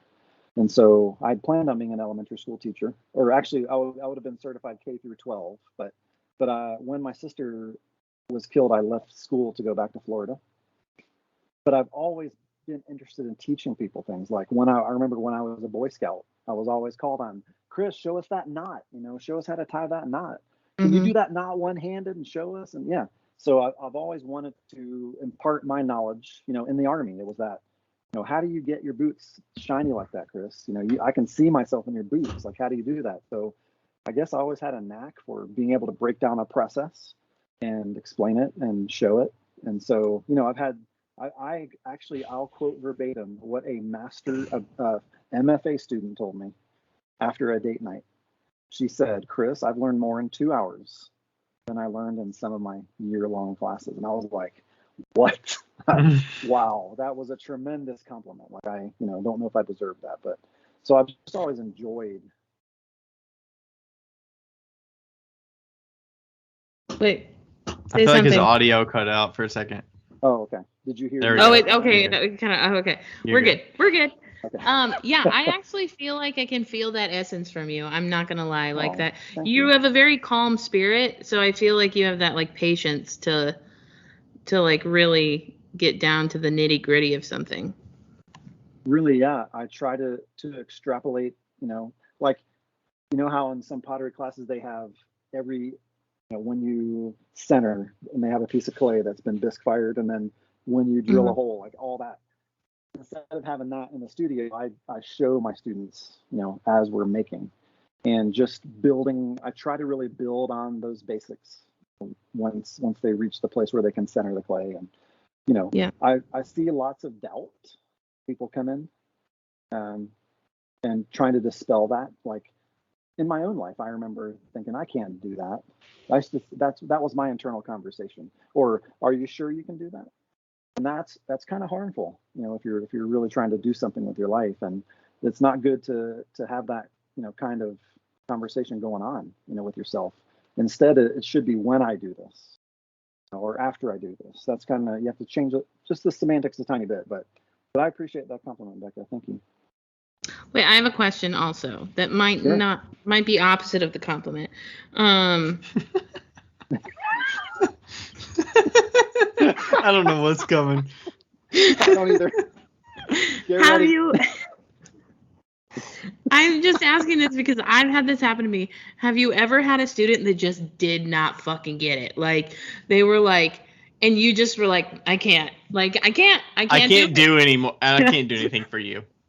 Have you ever had a student like that? I've had some students who didn't get some of the basics, and I just changed the strategy. Okay. And so, or like I'm very sensitive to like people's personal bubble. So in the beginning of every class, I will say, part of this is maybe me helping you at your wheel as long as you're comfortable with that. So I kind of get the idea, because some people have sensory issues and they don't want to be touched or whatever. So, but there's one thing. So obviously centering is one of the most difficult parts of this process when you're first learning. And I'll have my closed hand, and I'll put it on the back of their arm that is going to be down and centering, just to show them like it's out of round. And I put a little pressure on their arm until it gets to center. And I say, that's the additional pressure you need to place. Just an example. Oh my God, on their arm, like the back of their elbow. Yeah. So right back here, just push. Oh, that's good. So that number one, like, and I've seen instructors that get behind the student with their hands, but on the back of their arm. So See, to demonstrate the pressure. I put my hands on top of their hands and put the pressure in. Yeah. But the arm thing, that makes so much more sense. Oh. Because they're controlling their pressure. You can drop that mic that's not plugged in right now. You can just drop it on the floor. Just drop it. There you go. Yeah. I'll probably use that with my date night people here soon. Do it, yeah. And it helps, because like I've had several men that have come through that are muscular, and you would think, right, that guy that's got some huge muscles, but it's the same process for everyone. It's a difficult thing to get your body in the right position. So so I've helped. It's definitely a pressure game. And like the pulls, like how much pressure to put on a pull. Yeah. Inside, outside, the Yeah. speed of the wheel, the water, Right. all that So kind many of factors in. intricacies. And you know what else is I focus on success in my classes. So helping the student achieve success. So making their first little, because they'll come in with these visions of grandeur. I want to make a big mug, Oh yeah. or I want to make a big bowl or a pitcher, and Or a I say vase. pretty quickly, yeah, I mean, I can appreciate that, and if you want to stay in class with me long enough, we will get you there. But we want to make a piece that doesn't crack in the bottom, when you bisque fire or in the drying process. Let's focus on things that are going to build upon themselves. And because in one of my classes, one of the instructors said that his instructor would just come through, and if he didn't like your pot, he would just wreck it on the wheel. That's fucked up. That's And terrible. I'm like, wow. So, from a very early time in my ceramics life, I decided if I teach, I want to make sure I focus on success, building up, Yeah, for Yeah. sure. I did the same thing when I taught, and you know what? Like, You smash people's pieces? yeah, I smashed people's pieces. Can't you just see me just fucking like smashing? So I would probably like throw a baseball at somebody's wheel or something. Pressure No. lip, pressure rim. Compressor rim. I do that though. Like I will yell across the fucking room. Oh my God. I'd be like, compressor rim, and they're like, who are you talking to? You. Like, You know who I'm talking to. but no, I mean like, it's, a class, especially when you have so many different people in a class. Like Yeah. some people are just there to just get away from their children. And Yeah. some people are there to be long term, but I always would ask at the beginning of a class, like, what's your goal here? Like, what do you want? Do you want to have fun? Do you want to get down to the nitty gritty? Do you want to like drink wine and get drunk? Like, what's your goal here? Because I will approach you in that way, and like, I'm going to teach you the best I can. But if you don't get it and you're just having a fucking blast, I'm not going to touch you. I'm not like, I had Gary. Oh my God. Gary was the worst thrower I've ever seen in my life. He would throw these like weird things, and I tried to teach him, and then he would spend 25 minutes manipulating the piece that he had kind of made into like this weird sculpture, and it was just like super creative. I'm like, Gary, you just do your thing. I don't want to talk to you. You know what? It's not worth me trying. And he ended up buying his own kiln. He ended up doing his own hand building stuff. Yeah. And sometimes you just got to let him do it. Yeah. But yeah, like that was the biggest thing for me. I know there's a lot of controversy because they're like, well, you're not teaching very good students. And I'm like, but they're not good students. You're trying to fit them into a box of what you expect of result to be. It's like some classes are just to have fun, and like they're just trying to do something fun and like enjoy their time. Yeah. They're not trying to. They don't want to be good students. They just want to come and enjoy their hour. Right. And there of course are some people that want to be good students. Like I asked you that question if you ever had a person just not like you couldn't teach, and I actually had somebody that I literally could not teach. Okay. She had too much information in her brain, and I had to let her just be. And by doing that, by walking away and saying, you know what, I'm just going to let you be, and if you have a very specific question, I will help you. Yeah. She became one of the better students in the class. Okay. I did have a student who the process stressed her out. Yeah. Because I would, of course, it's kind of like when you buy a piece of pottery. You're not just buying that piece of pottery, you're buying the expertise, right? Mm-hmm. Of the ceramic artist. And so she would say, okay, Chris, I'm having trouble lifting. So show me, demonstrate. So she would sit just to my right so she could see my hands. And of course, as we're doing it, and we've done it thousands of times, it's muscle memory at this point. And it looks a lot. And I say to date nights and to regular students, disclaimer time, folks. What I'm going to show you is going to look way easier than it really is. I just want to make sure you know that going in. And so this would just stress her out and stress her out. And finally, I just sat with her and we did it one step at a time together, just next to each other. I said, you do what I do, you know, so she could center, thankfully, after a bit, but then the rest of it was challenging, you know. And I think people don't realize as a whole just how many hours of practice it really does take to get to Yeah. the place where you can master the basics. For sure. I've, like I said, I'm not a very nice person apparently, but people will be like, well, why can't I do this? And I'm like, because you've only been here for 5 hours. Yeah. Between this time and last time, it's only been 5 hours. Did you learn your job in 5 hours? Right. Yeah.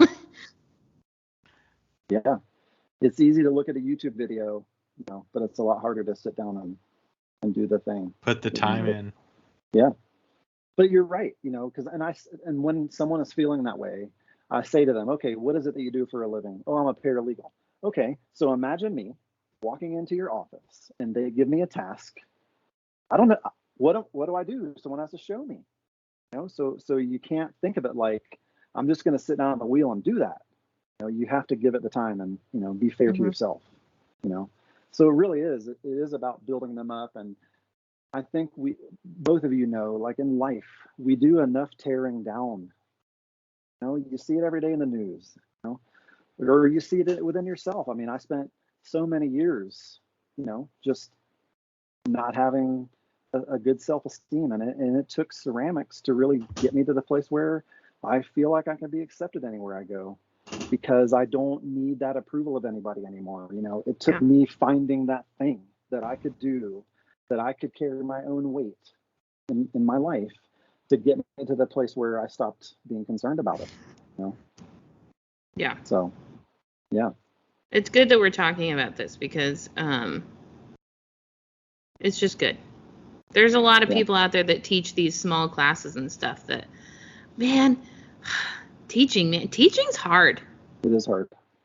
People don't give teachers enough credit ever already, but like, especially when you're doing something that is so tactile like this, like I thought that I would be totally fine, you know, when I started teaching. Yeah. No. I was so bad. I feel so bad for my first students. I'm so bad. Yeah, I think the customizing the teaching, like you have to customize your curriculum to the person, right? So you got to you know, see their goals. Like Becca's talking about that woman that just would not, either she wouldn't listen to the direction or she just had her own way about doing it. Or like some people are visual, they can see your hands, they can mirror your hands and do that. Some people need to like break it down and say like, you know, just feel it. I'm thinking about like, for some reason I relate it to like golf or something. Like some people like say like, I'm taking lessons. So you're like overthinking like, okay, because I was golfing the other day. So I was with somebody that was taking lessons and they were like, all right, do this one thing, like do this and then like straighten my things and then do this and then like reach up and then like practice a couple times and then hit it. And it's like, I just fucking like put my club up like, all right, it's pretty good. And then just like hit it, like no practice swing. And I'm like, I'm much happier about it. We'll see what happens and I'll just adjust as we go. But some people like need that this. And some people don't. Yeah, like I'm a kinesthetic learner. I mean, I can read something and be like, at the end of it, like, what did I just read? I just did that last night. I gotta go back. Yeah. But if I can do it after I read it, it sinks in. Like in college, I would take notes during the class. Then that's all I would study. You know? And I could retain it a lot better than trying to read the book. So, but I think you're right, Ryan. Like you have to, I mean, what I learned about being something I learned as a parent. So we have one left-handed child. She's our youngest daughter. Left-handed people process information differently than right-handed people. And so I've had a left-handed student in class, and I literally did have to kind of change the way I was explaining things. And so I think as a teacher, if you understand that you have to be a chameleon, you have to be able to be adaptable, you'll have success, and so will your students. You know, you can't just go at it one way. There isn't. I mean, I had a lady who would not cut her nails. She had long nails. She would not. I said, "Can you please?" And they were acrylic. Like, just, can you take them off for a class? because I want to be able to teach you. She said, no, I'd rather leave them on. So we developed a way she could do everything without having to cut her nails. Bless you. Bless you. That patience. Oh, Bless you. Man. Oof. It's like I'm willing to do pottery, but I'm not taking my nails down. I got to be able to clean those and have them look good when I leave here. right. Like, I get Ooh. that, though. Just like Becca's Yeah. talking about, some people just want to get away from their kids for an hour or 2 hours. It's like, I get that. Yeah. Well, Becca, I'm interested. Like, what do you do differently now when you teach that when you first started you didn't do? When I first started, generally how I start is I do a it's a little bit different. I do a demo, Yeah. and then I'm like, I don't expect you to remember any of this, none of it, and I try to make like analogies that they can remember.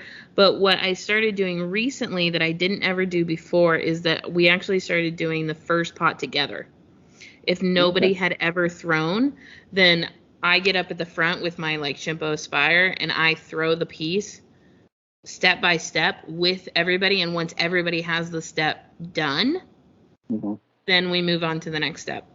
And if they're having issues with a step, the people that are kind of like, have the step, they have to wait. I'm like, I was going to ask you that. So they just have to sit they there gotta and wait. wait. Like, okay, I got it. Yeah, they gotta wait. And if they fuck up, I'm like, well, you gotta do it again. So so if they get impatient, then I'm like, that's on you, not me. But I'll go to each person individually if they're having issues with a step, and I'll help them move their hands in the way that they need to. That kind of started actually because of COVID, and it worked really, really well, actually. And by the end of the night, everybody had a fully standing, solid piece. And that happened for a couple classes. And I was honestly really like proud. I was like, that's like to have a solid cylinder that everybody could get through. And then also what I do with trimming, because I'd always do trimming the second class. I always make 2 pieces per person. And I just 2 cylinders, short, fat cylinders, that I give to them before they start trimming their own pieces that are completely centered. And that way they have pieces that they can just completely mess up. Like, I want you to trim this as far down as you can go without cutting a hole in the bottom. Or if you do cut a hole, that's fine. But this is not your piece, so you're not emotionally attached to it. And if you do get it out, if they do trim it well, then they can keep that, and that goes into the glaze firing so that they have a piece to glaze if they, once we get to glazing. Okay. So that they always have a successful piece, whether it be my piece that they trimmed, or because, sometimes they don't turn out, like, sometimes you don't get really good pieces in like a short time class. And so that at least gives them that confidence, like, hey, like, I have a really great piece, even though my, teacher made it. And it also lets them experiment with glazing the next class. Okay. So plus they don't understand the steps that the things you do when you're throwing are going to affect your trimming, and then it's going to affect the way that you can like dip a piece with your fingers on the foot. Like, they don't understand all that process. So like, exactly, they're like, okay, the lip's a little bit undulating, but they don't understand it. So and it took me a while to figure out that was a really important step to make those pieces for. I was like, that's kind of like cheating, but at the end of the day, it's not. It's like, how are you going to learn how to trim well on a piece that isn't centered? You're not. So that's what really changed almost everything at the end, was just doing that. And then once they're done with those 2 pieces, then they just start trimming their own, and they're significantly better than they would have been before. So. And I remember, and thank you for that, Becca. That's helpful. I had a student recently who I had seen some of her pots on her Facebook, and she sought me out to help her. And I said, okay, the first class we're going to throw, the second class we're going to trim. And so I did a trimming demonstration where I trimmed the foot and I shattered the piece. And she said, Chris, you've just opened up a lot in my world, because other than rounding off the bottom, I didn't know you could really do anything, to the size of the piece or to the bottom of the piece. And, Yeah. so I immediately knew, okay, there's that impact moment, that you're looking for as a teacher, to know that you made something click for that person. Yeah. So Yeah, and I think also, especially if you are a teacher that makes pieces, a lot of the times those students are going to know what your pieces look like, and I trim a very specific way. It's very minimalist, very, no frills. And so I always teach 3 different ways to trim something, like with a foot, concave in, I always teach like all the different ways, because I don't want them to be, in a box. So yeah, Right. absolutely. And then Ryan, are you still teaching at Baker Hunt? I'm doing date nights there. So Okay. the 8-week class was too much of a commitment. Okay. And they were actually, in the last couple sessions, they were moving to more of a like curriculum, like lesson plan base. And that's just not my style. I'm more Okay. like with advanced students, and like, hey, I'll demo some stuff that I think's cool. If you want to see it, you can watch. If not, do your own thing. You're here to get away from your kids for 8 weeks for 2-3 hours at a time. And like, that's cool. I'm totally fine with that. I understand it. And we're here to provide you wheels and resources and glazes, and I can answer questions. But the whole like structured curriculum, like teacher thing, I'm just not really in that kind of vibe personally, because I just got so many things going on, and Baker Hunt is a way for me to like get away from the house, meet some new people, try something out, do something kind of experimental. Like, I get to make pieces while I'm there, so I get to play around, see what I like, try their glazes. And I do the date nights now, so I do usually 2 or 3 session. So, I got some coming up, and that's kind of what I'm doing now. So when did this interview turn around? he's prepared. He's got some questions here. You know what, Becca? So I just want to compliment both of you. Like, how much what you do every week has helped me. And I have your undivided attention, which is not normal for me, right? So I wanted to make the most. I mean, I hope it's okay that I'm asking you guys questions. No, that's good. I love it.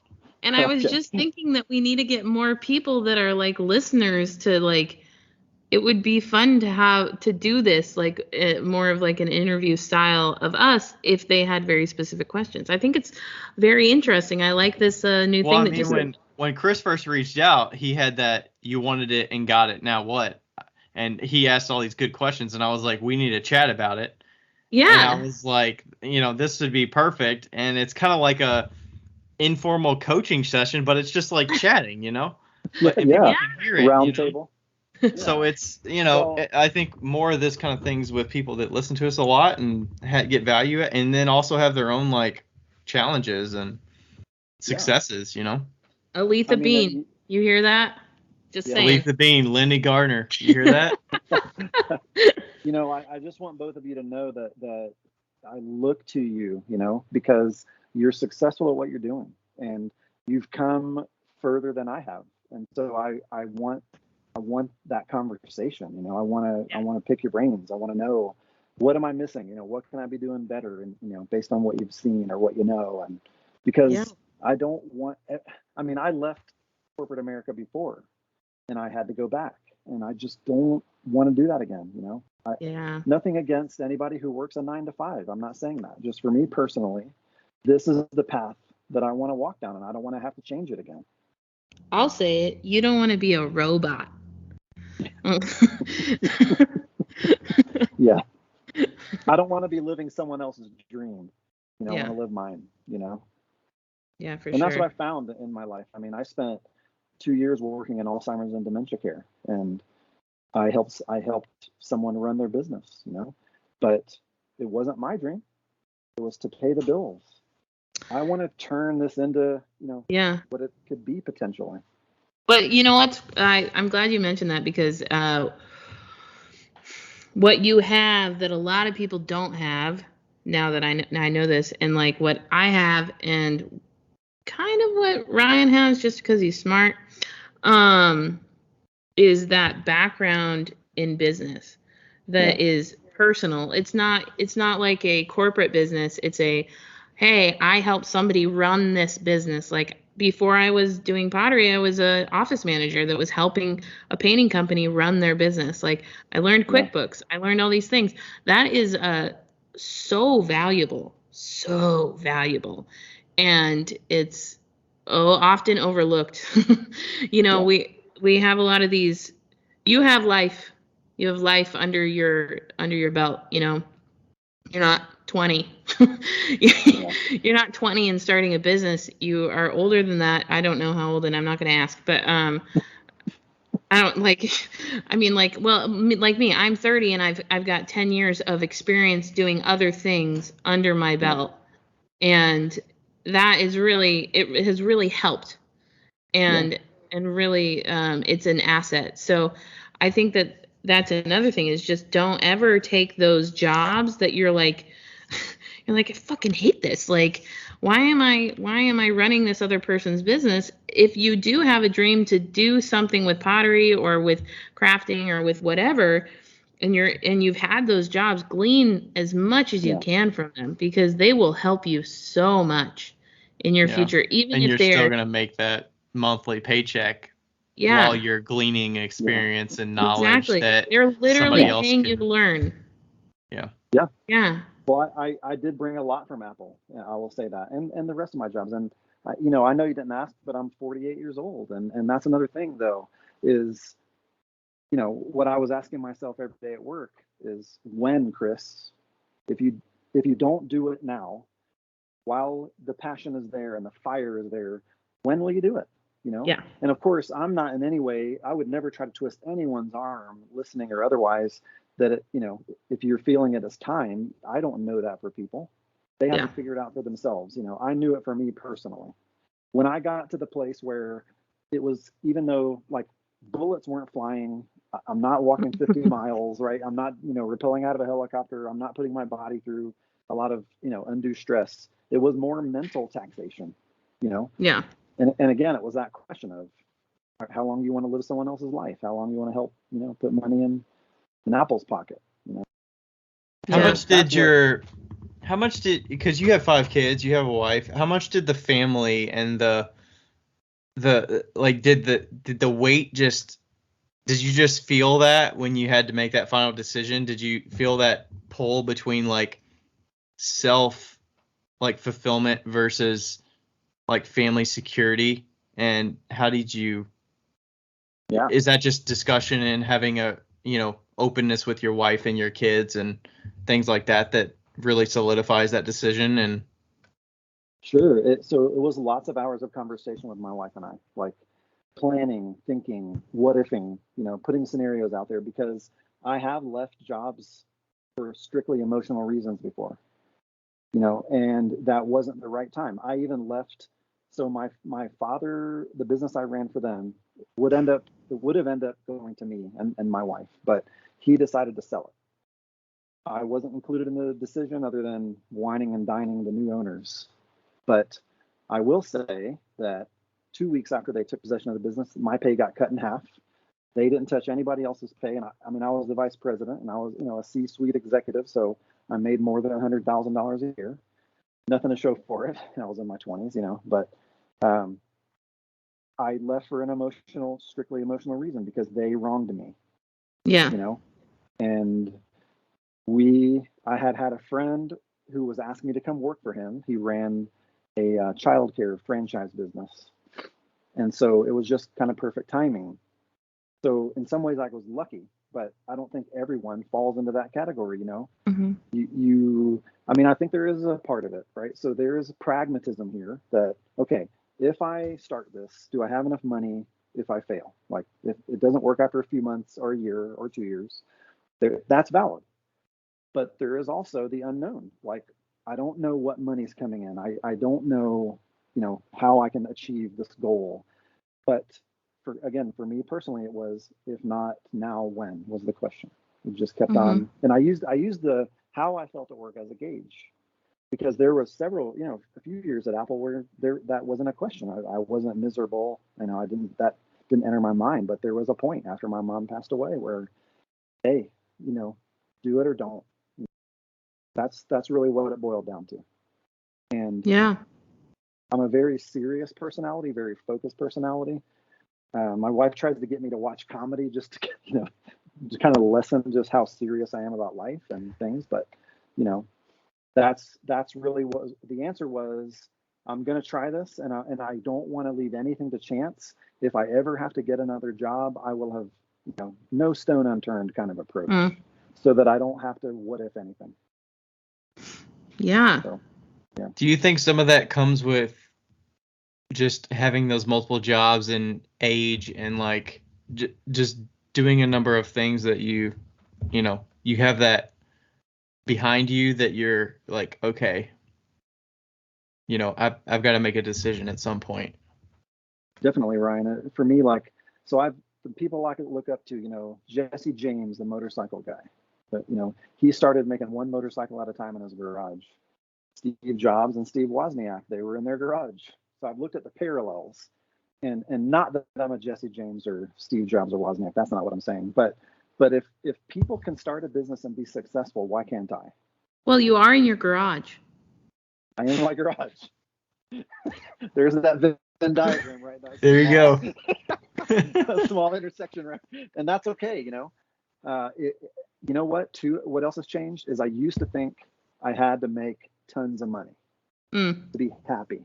I was a very materialistic 20-something. And through a bankruptcy and wrecking my credit, right, a lot of that came crumbling down. Now the vision is I want to make enough to be happy. I want to make enough that we can go on a vacation once a year, that we can pay our bills without worrying about it. Right. I don't have to be famous. I don't have to be well known. I just want to live this life and be happy in it. That's really what is boiled down from everything else. Yeah. Yeah. I think that, well, Ryan and I both live well below our means. I live a little less well below my means because my means are a lot less.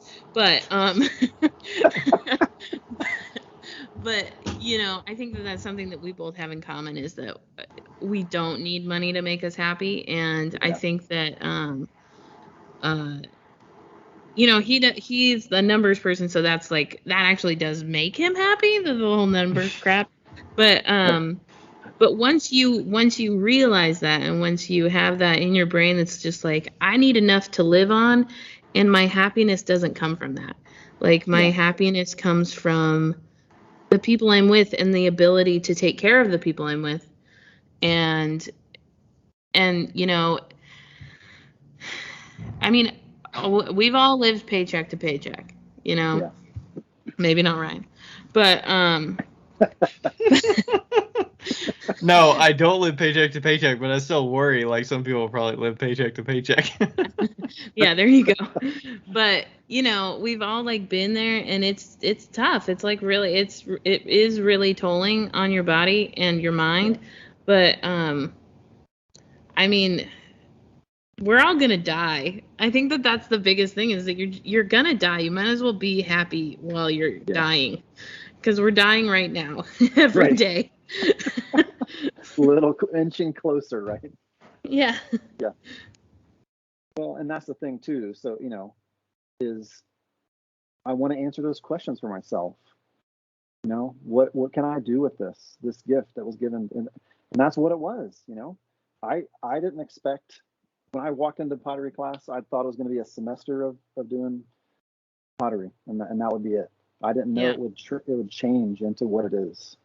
And I feel, I'm a pipe dreamer. I think that's the thing that helps me. But for my wife, it was, okay, what does Chris want to be this week? Because I used to want to be a physician, or want to be a psychologist, or whatever, and I remember very vividly when I spent our whole tax return on a studio after my first semester. She's like, what's going on? And I said, well, I'm going to be a potter. She said, well, just until you learn it, and then you'll do something else. I said, well, this is different, and only time is going to show you. I'm the same way, Chris. Yeah. I'm the same. I've wanted to be a lot of things. And pottery is the only thing that stuck. Well, and Ryan, how about you? Like, you've talked several times in various podcasts about at some point moving Yeah. to a full-time thing, and I'm just curious where you are in your thought process. I mean, I feel like I'm always, I don't know, like Becca said, I'm very numbers heavy, but I'm like, I don't know what number would satisfy me because I'm always pushing and pushing and pushing. Like I said earlier about the timing of, Yeah.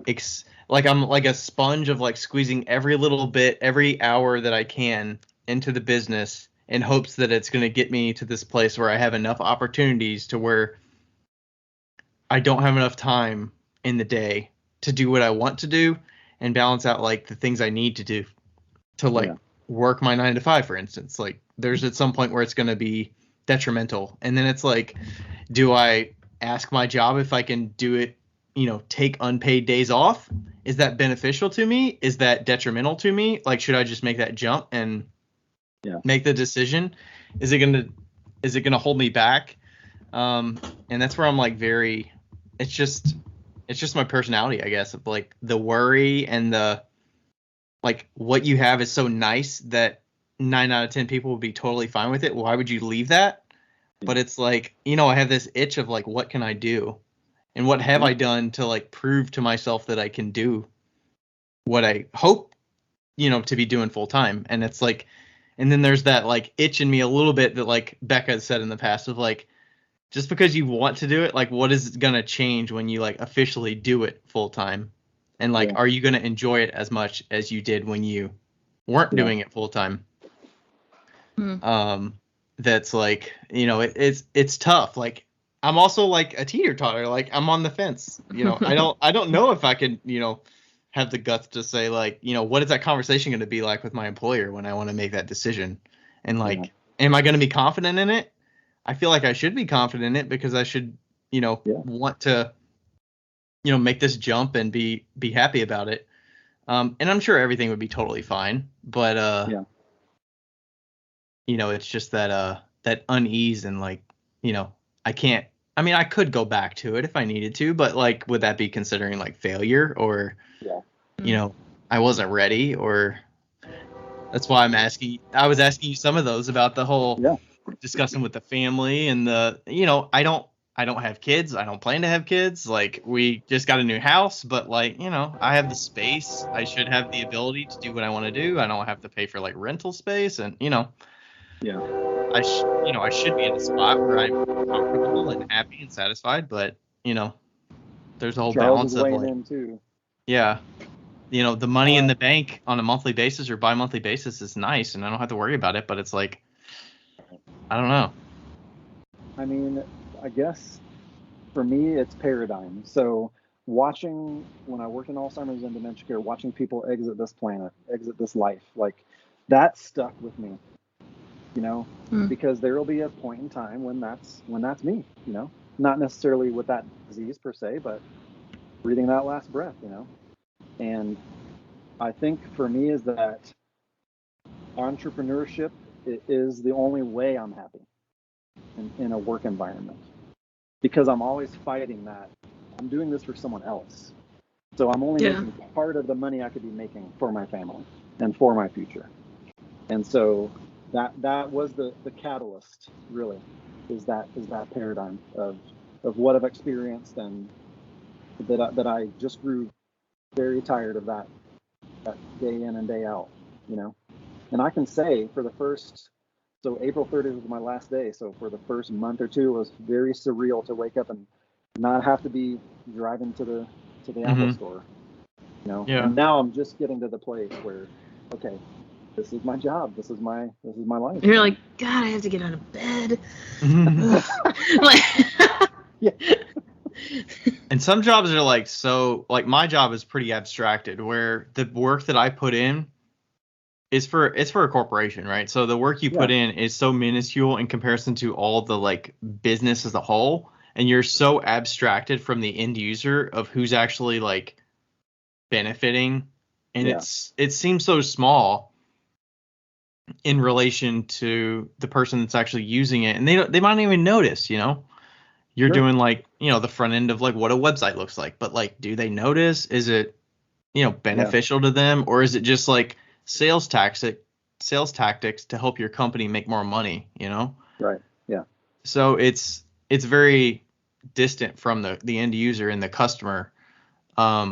Whereas with what we do, like we make it by hand, we're very invested in it, and you actually get to see the end user, whether you're selling online or otherwise. Like you still get to see like reviews about something you made, or like people that see you at a show. That's why I like doing shows. So it's, there's something more to be, I don't know, I guess you're more like, I'm more proud about the work that I produce for like the small business than I am the thing that makes me way more money. But it's like, I love working for somebody else. Well, you get to do pottery though, like I think I could enjoy it too if I got in the clay, No, I mean like. But you feel like at peace when you're like throwing the wheel, right? Like you really love throwing on the wheel, and you get to do that. Yeah, and it's not stressful for me. I think a lot of it has to do with the fact that like I've been doing it for 10 years, and if she gives me something, I can do it. It's like, sure. Like there's no question of, is this too thin at the base? Is this going to crack? There's no question of that. It's like, yeah, this will be fine. Now, there are moments where I make stuff and I text her and I'm like, fuck this shit. I hate this cup. Like, like I can't do this. And it's because there wasn't enough clay, and it's like, it was, just weird things like that. But no, I just really enjoy not having the responsibility. But you have a connection though with the owner. Yeah, that's true. That is different. I have a very personal connection with Rebecca, so like she's like one of my best friends. So that is helpful, and we talk and I never thought I would be able to work with a friend. So I'm very lucky, but yeah, I really enjoy, like I have a weird pseudo responsibility at the studio where it's like I'm kind of a manager, but not really. I'm like, if somebody has a question about how to throw something, I'm there. If somebody has a question about trimming, I'm there. But like also, I don't have to worry about the fancy stuff, which is great. Like when I owned my own business, that was the biggest part. That was just like all these people that I have to talk to, and my personality type, I'm an INTJ, if you know anything about Myers-Briggs, but I'm a reluctant leader. That's like the biggest thing, is that I'm like, I will lead. I don't want to. Like you have to be forced into leading. Yeah. But I will. I will lead, but I don't want to. You'll be like a tough love leader. Yeah. Yeah. But yeah, like, but I am excited to go back and do my own stuff after having like this break. But I definitely, it's awesome to hear people that just love to be in the forefront of things. Like Rebecca loves that. She loves being her own boss. Like you love it. You love being your own boss. And I want to love it. I'm not sure I do, but I do to a point. I think there's some personalities that not pointing directly at you. I'm just saying there's some personalities that you're like you need certain things, and it's more stressful to be left to your own devices to make all the decisions of everything. Yeah. I agree with that. Yeah. And I think it's good to find out what you are.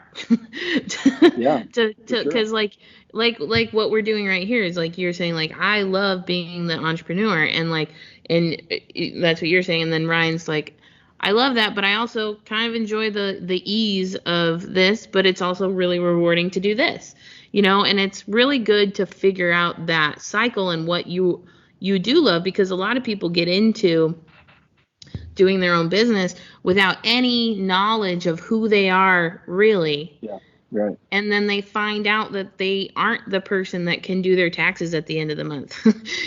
And, there's like certain things that are detrimental to the success of a business that they physically cannot do or mentally cannot do, which is completely okay.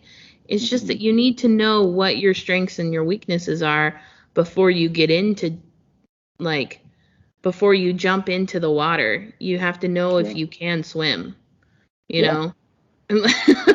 Like, that's big. Like, before you jump into that water, you got to know. Well, You either have to have floaties on or you have to know how to swim. Okay, there's two options. Yeah, a couple things come to mind. One is that, the grass might be greener, but it still has to be mowed. Yes. And the other thing is, you may not be able to answer all the questions you have before taking the chance. That's the thing. And for you, Ryan, because you were saying at what point is it right? But for everyone else who is maybe thinking about that could be listening, is that you may not be able to answer all those questions. There is that school of thought of, I have to be ready to do blank in my life, whether it's go to college, get married, buy a house, have a child, whatever the case. So what does ready mean? Like you say, Becca, like you need to define those things. You shouldn't just jump because it's hard at work. Because if you don't understand some of those intricacies that you're dealing with, you're just getting yourself into a deeper situation, more challenging. I'm posting this to Instagram. Before you jump in the water, you have to know how to swim or have floaties. Or have floaties. And something about mowing grass in there in the water and a fence. Greener grass and mowing. Irrigation from that pool. Something. Exactly. It also takes belief in yourself, an undying amount of belief in yourself. And there was a point in my life I didn't have that, and thankfully to pottery, I have it. And maybe that's also the pipe dreamer in me that just has those goals, They're a lot more realistic than they used to be. I'll say that. How does the, so like the belief in yourself, because some people, when they get that like 500 order, they either don't believe in themselves and they don't think they can do it, or they're like, I'm not really sure. And then it kind of proves that they should believe in themselves because they actually did execute on it. There could have been issues and there could have been things they learned and things they can improve for next time, but it's like, that, you should get some confidence and like start making some changes and, feel a little bit better about yourself and what you can accomplish rather than putting it down and saying, oh, I got to turn this thing down because there's no way I can do that. Or and that I had that kind of like in the meeting, I had that thought process of, wow, okay, so I used to think, or right now to me 10 pieces is a lot, or 50 pieces is a lot. So I'm looking at doing 500. But for me, I wanted to answer some questions. Can I do that? I had no doubt that I could. I just didn't know how it would look. Because I knew I could sit at the wheel for hours and hours and hours at a time. Of course, things happen, like kilns not working properly, something breaks, whatever, things will happen. But for me, I wanted to accept the challenge because I wanted to see what I was made of. And also, kudos to the what is it, pottery colors, or what was the clay and colors? Clay and colors. Kudos to them for like supporting you through this. Oh, yes, they have just an amazing amount of trust in me, and it's humbling. That's amazing, because like when I went through my 300 piece order, my first one, I was also at a different studio, and they were like, I think it's time that you get got your own kiln. Yeah. And then this was Larry. Larry was like, I think it's time that you maybe, like, he goes, I've never told anybody this, but you might be producing more than what we can handle. And his wife got so mad at him. She was like, don't tell her that. She can be here as long as she wants. Yeah. But sure enough. I mean, they could see you as like, hey, he's a repeat customer. He's going to be here for 500 mugs. Like, he needs to get this done. He's got skin in the game with the money that's coming. So, like, we're going to have some, it's going to benefit us for a period of time. Well, and the Yeah. other thing that I did was I became a member. So basically, I'm paying monthly to help support them. Yeah. Because of their trust, and it wouldn't have been possible without that at this Yeah. juncture. And so, yeah, if I can give back and if I can help support them, I'm totally game. Yeah. And then they Toast my could goat, be man. like, they maybe were more open if you could say, hey, could I store 150 of these mugs on a shelf that you have plenty of space for, or something, Yeah. like if you don't have space to put finished work, like, hey, this is going to be gone in 10 weeks. Yeah. Can we put everything I'm making? Do you have a Yeah. dedicated spot that I could put this in? Or, Even in a put it corner your in the studio box. space or, Yeah. Yeah. Exactly. Yeah. Yeah. The push and pull, give and take, it's important. Yeah.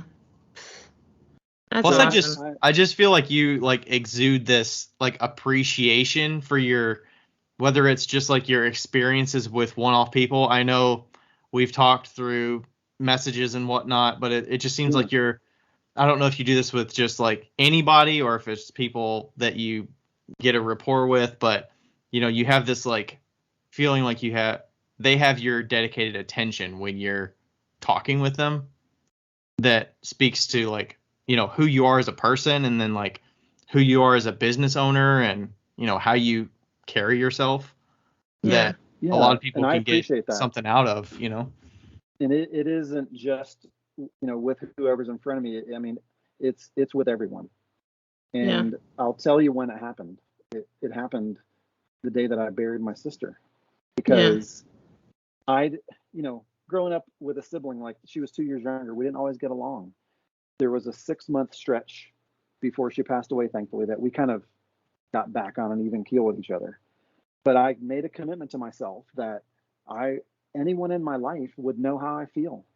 Yeah. Because if I had to then be buried, I don't want questions. That was really the thing that drove it. And over time, I've refined that approach. And sometimes I'll say to people, I will probably say thank you until it wears out its meaning. I hope that doesn't happen. But just understand, I recognize your role in this, or whatever the case, and I just want to make sure you know how I feel. And that's served me well. I would say that I'm going to go out on a limb here and say that everybody listening to this podcast can feel your genuineness. Yeah. And that's Thank you. like, I can feel it. I'm talking to you, but like, I can feel it. And I felt it from the minute that you came onto the podcast. And that is, you have excelled in that challenge and that like commitment to yourself. I feel like you've definitely excelled in that. And the two of you have felt like friends in my studio, even though I wasn't having an audible conversation, but I found myself so many times. So again, like, thankfully for the poker experience I have, because when Ryan wrote to me to say, hey, I talked to Becca, maybe we could talk about this on the podcast. Outside, I was like, oh man, that's gonna be great. But inside, I was like,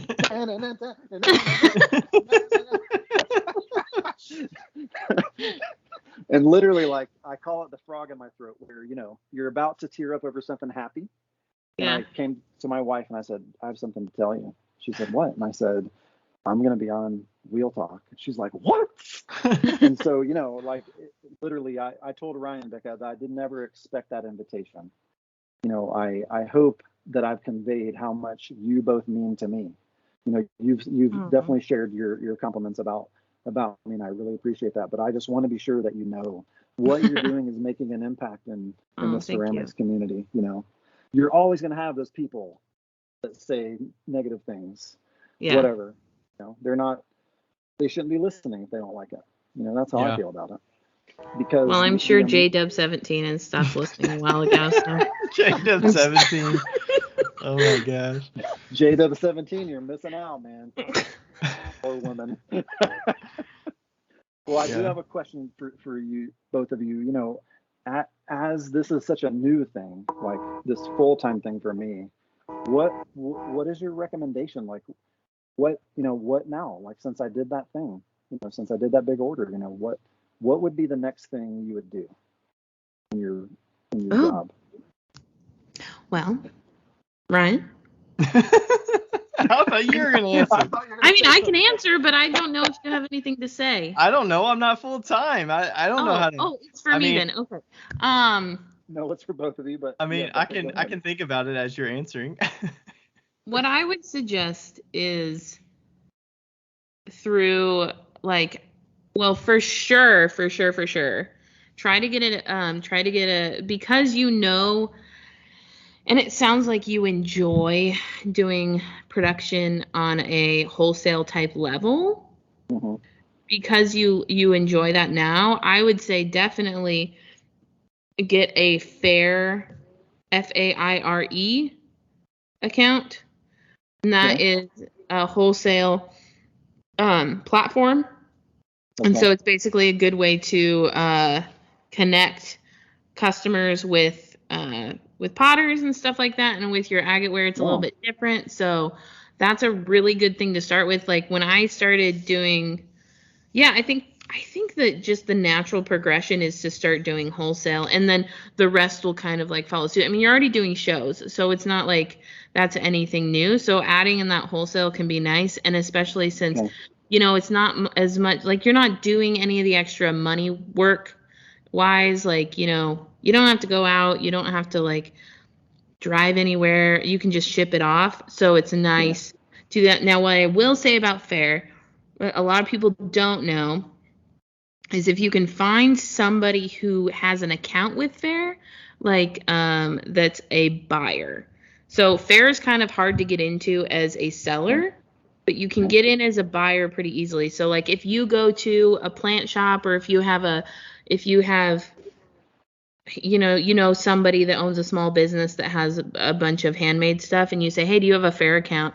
They can actually request you to be in Faire, Okay. and that is an automatic in. Oh, wow. So if a customer, like if a buyer requests an artist, as far as I know, it's an automatic in. So Does that do anything with percentage wise, like how much you get because they already bring you to the platform, or is it just like an easy I don't like, know. hey, you're in the batch of people now? Yeah, I don't know. But they do take like a certain percentage, but what's nice about it is that they pay before you ship out. So that's nice. But Okay. really it's a no-brainer situation, as far as like you don't have to find wholesale accounts anymore. You can just put your crap on Faire, and they do it kind of for you. And there's a lot of other places that do it as well, I believe, but Faire is the one that I know like Rebecca uses, and Andrew just got a Faire account. So Okay. we have like the client, like Faire has done really, really, really well for Gravesco. Hmm. Really, really, really, really, really well. Okay. Especially in times that So I would try and find some sort of account and start doing some more wholesale stuff, because if you want to get into production, that's really where you make your money, you know? Yeah. And I mean, you're very personable, so I'm sure you do great at shows. I don't. So but yeah, so that's probably what I would say. Get a bookkeeper once your books start getting complicated. That's Yeah. another thing. Or Okay. or even if it's your wife and she learns how to do that stuff, have somebody else do it. Yeah. If it's not your cup of tea, that's another thing. Do that earlier rather than later. Yeah. Okay. I was leaning toward the talk to people, like figure out ways to not just be holed up in your studio. Like Becca's talking to wholesale, right? But I'm like, hey, get in front of people and talk with them more, because like your story and just your personability with people, like, the story and just everything that you can share with people, like it's like a tearjerker talking to you for an hour, and like you're sharing these like Thank you. personal things about like your appreciation, and like, Ryan's such a softie. I was tearing up when he was talking about that. And then like, that's my advice, I guess. Like, Yeah. Yeah. I feel like it's a detriment to just be in your studio making wholesale stuff. Like you're talking about teaching people, like that's a part of it to diversify. And then there's like shows. If you feel like making a body of work that's not within a wholesale order, Yeah. see what comes out of it. I mean, I'm not sure what you enjoy making, but it's, Okay. what, Becca? I just remembered something that's Yeah. I would recommend also do not make too many different types of pieces. Okay. Start with a small like lineup of items, like a mug, a cup, a large mug, like a small mug, large mug, cup, bowl, plate, if you want to do plates, hanging planter, regular planter. Like, have like a variety of items and kind of work out from there, see how they sell, see what you're doing. And then, but don't just be making like, 7 different cups that are all 7 different sizes. Like you need to start. I'm sure you already do, but like, weigh out your clay, make sure they're consistent, and make sure that like that way when if you do go the wholesale route, or if you get more wholesale clients, you can make a line sheet that says like, this is my mug, this is my cup, this is my bowl, this is my plate, this is my planter, this is my hanging planter. These are the prices, and that's it. Okay. It's a very clear set structure for them, so that way you don't have to worry about it, and you're not like freaking out with all of the different things that you have to do. Try to simplify your system. Like if you want, like you can see like on Rebecca's website, if you go to gravesco.com, you'll see that there's very specific items. Like she has a ton because we have 13 employees, but but there's still like only 20 different items, 30 different items that we make. And it's not like super varied. It's very specific. And I think that is often missed. You can get away with that at shows. You cannot get away with that if you're selling online.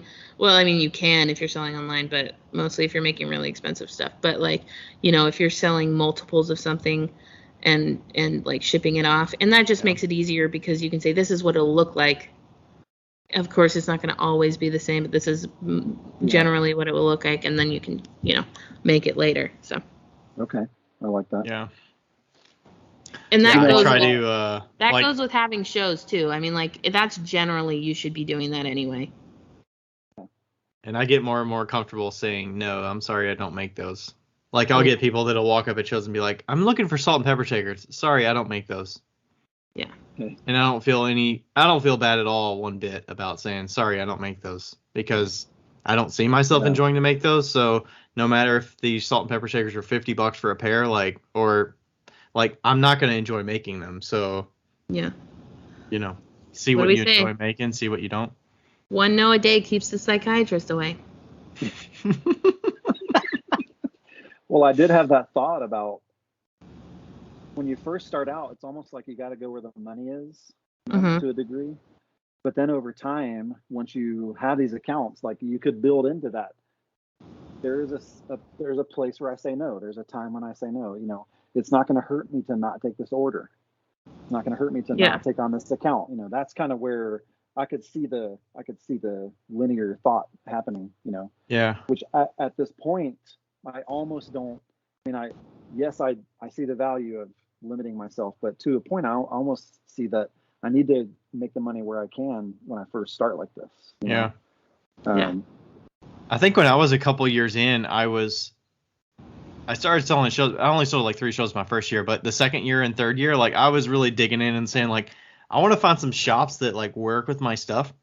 So I like kind of like cold emailed or, filled out their application form and like took photos of work. And, that was a way to fulfill my like making cycle a little bit. Like, okay, they expect 40 things. Here's the colors that they want. So I need to they want bowls, mugs, vases, and planters. Planters.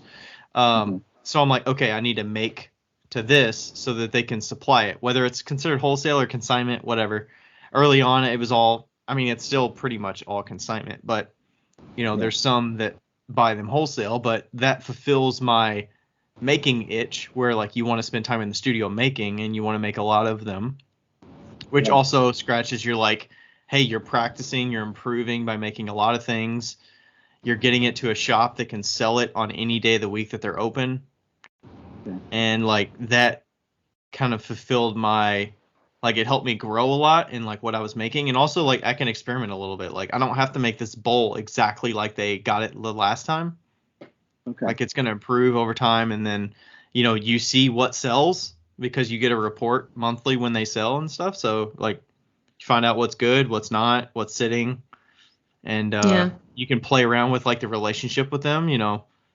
Ask them what they want to see more of. If they trust you to like pick out some colors that your customers respond with, and you can deliver, then it kind of gives you some possibilities of like, what do I make that I can help them sell, because they're going to be happy because they make money off of it, right? So, if you can give them some expertise, my customers are really resonating with these oil bottles, so I want to give you 10 of these and see how they do. Okay. I like that a lot. I was digging in there because I just liked making stuff, but I didn't really like, you're limited to the shows because you can only go to so many shows at a time. Yeah. So. And almost like when you have things at a wholesale account, you're not there. Once you deliver it, you're done, and then it's their responsibility. It's but I think it's a better indicator than a show, because year to year, I mean, I haven't done that many shows, but you might sell great. Like this, I sold all my chalices that I had at Castle Rock. So to me, I thought, okay, next year I want to have some of those, but those customers might not come through the booth. But at a wholesale account, like if they tell you, Chris, I don't have any more of those butter keepers, they're gone. So that tells you, okay, there's some demand. So really decide if you want to make butter keepers or not. Really. Or price them appropriately so that you're like, okay, it's really worth it. Well, my standard, butter keepers are 48 that are either single, they're glazed, or they're agate ware, no glaze. Perfect. Fan art ones are $62.50. So, good. If people want to pay that, then they can get butter keepers. If you guys all have questions on how to price your shit, message Chris. Well, in your opinion, for either of you or both of you, is there room for another YouTuber who wants to teach and who wants to talk about their story? Always. Okay. Yeah. Oh my God, I would fucking love to see you make a YouTube. Man, I feel Really? like I feel like there's I don't watch a lot of YouTube, but I assume a lot of them are very focused on this specific thing, and you're trying to achieve this specific thing. Like, I feel like you can add a little bit of commentary with it, or like the way that you present it could be, hit them in a different spot or something of like how they understand it. Maybe, I don't know. Becca, what do you think? Why not Patreon instead of YouTube? Oh, I haven't really thought of it. I mean, you could do both too, but since you're really focused on teaching and you're really focused on that, like one-on-one, or, that like you're really focused on humans, like you're a human person. Yeah. And Patreon might give that to you more. And it gives the ability to like teach more abstract things, more like, You're impacting people directly versus more indirectly with YouTube. They just watch it and see what they get out of it. But Patreon is more one-on-one. Like, people want to support you, and then they get your immediate attention. Yeah, because like, like Danny Meisiger, he does, I said his name right for once. He does a Patreon, and he's done quite well on the Patreon. And he is also very much like you, where he's very personable, and he's very like, John the Potter is personable. He's very like, he's got that personality that's very crazy, and like you want to watch him. I feel like you doing a YouTube would be very similar to Simon Leach doing a YouTube, which he does, where it's just like, there's the camera, like, let's talk about why this is good, which I adore the way that he does his YouTube.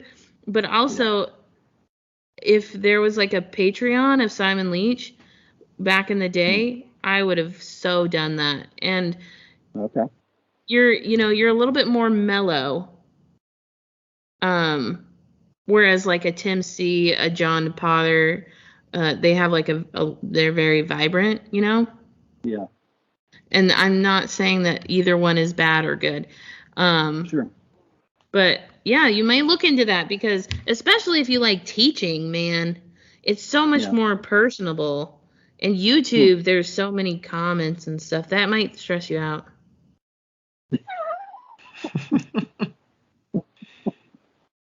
Yeah, it can be a tough world out there, that's for sure.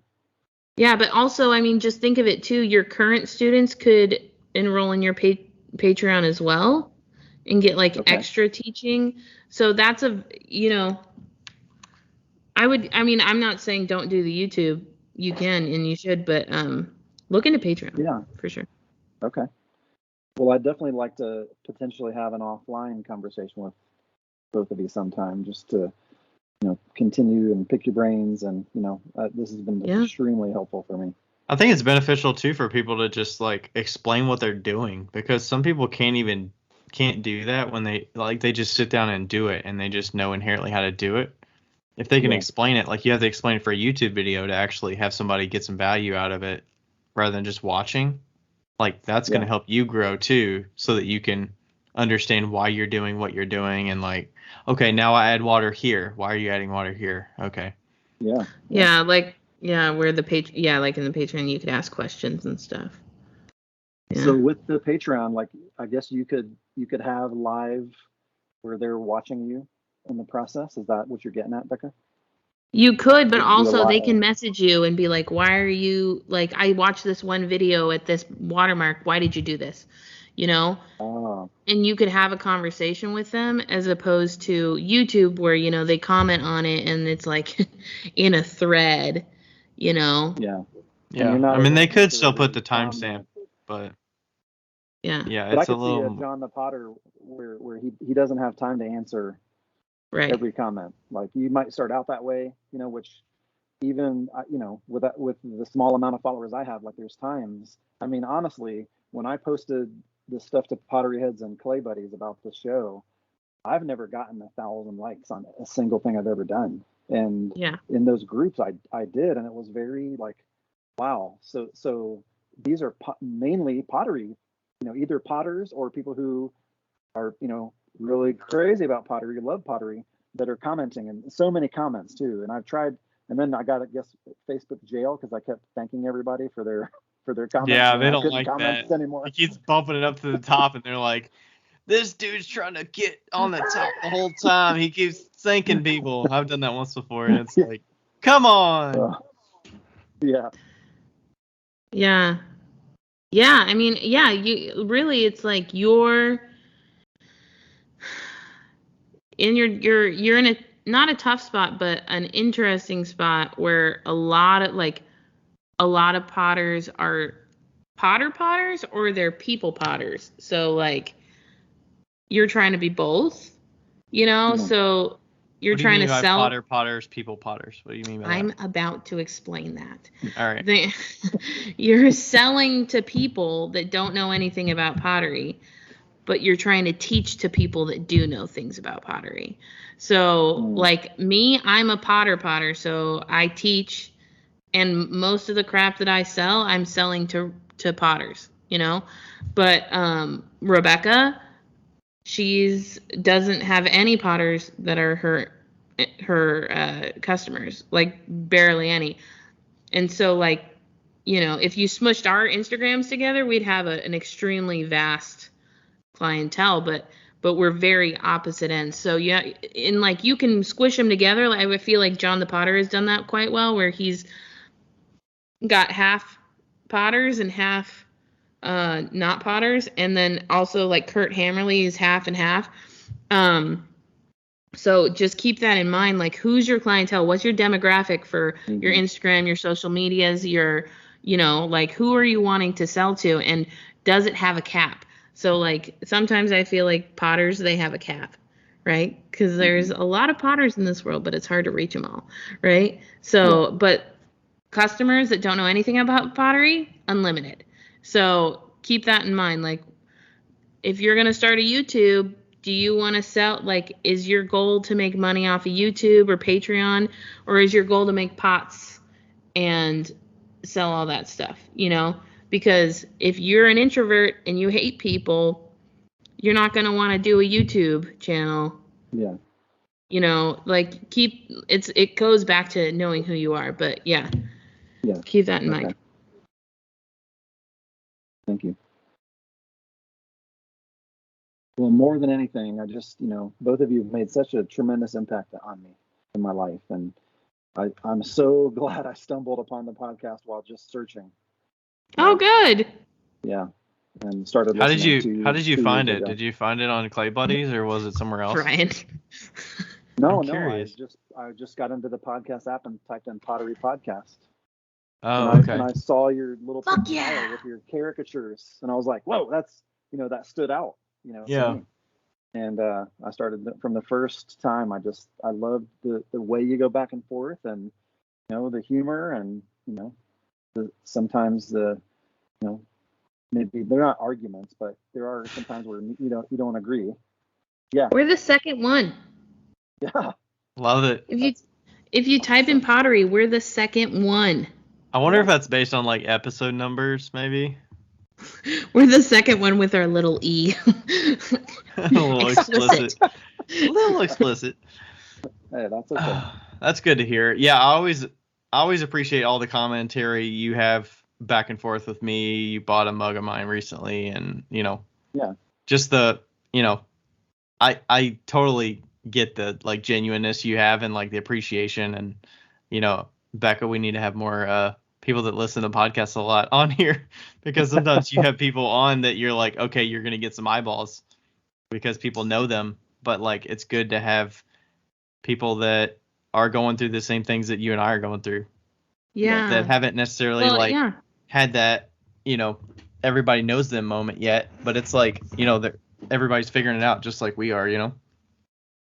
Well, yeah, and that was our goal with having people on the podcast anyway. It wasn't just because you're famous or just because you do something cool. We want to have people that can really relate to like what our guests are talking about and have a very specific like reason for being there, so get it. And Becca, you brought up Simon Leach. I had a very rare opportunity. I attended a workshop that he gave. I remember when you did that. I feel like you messaged me or something. I think I did. Yeah.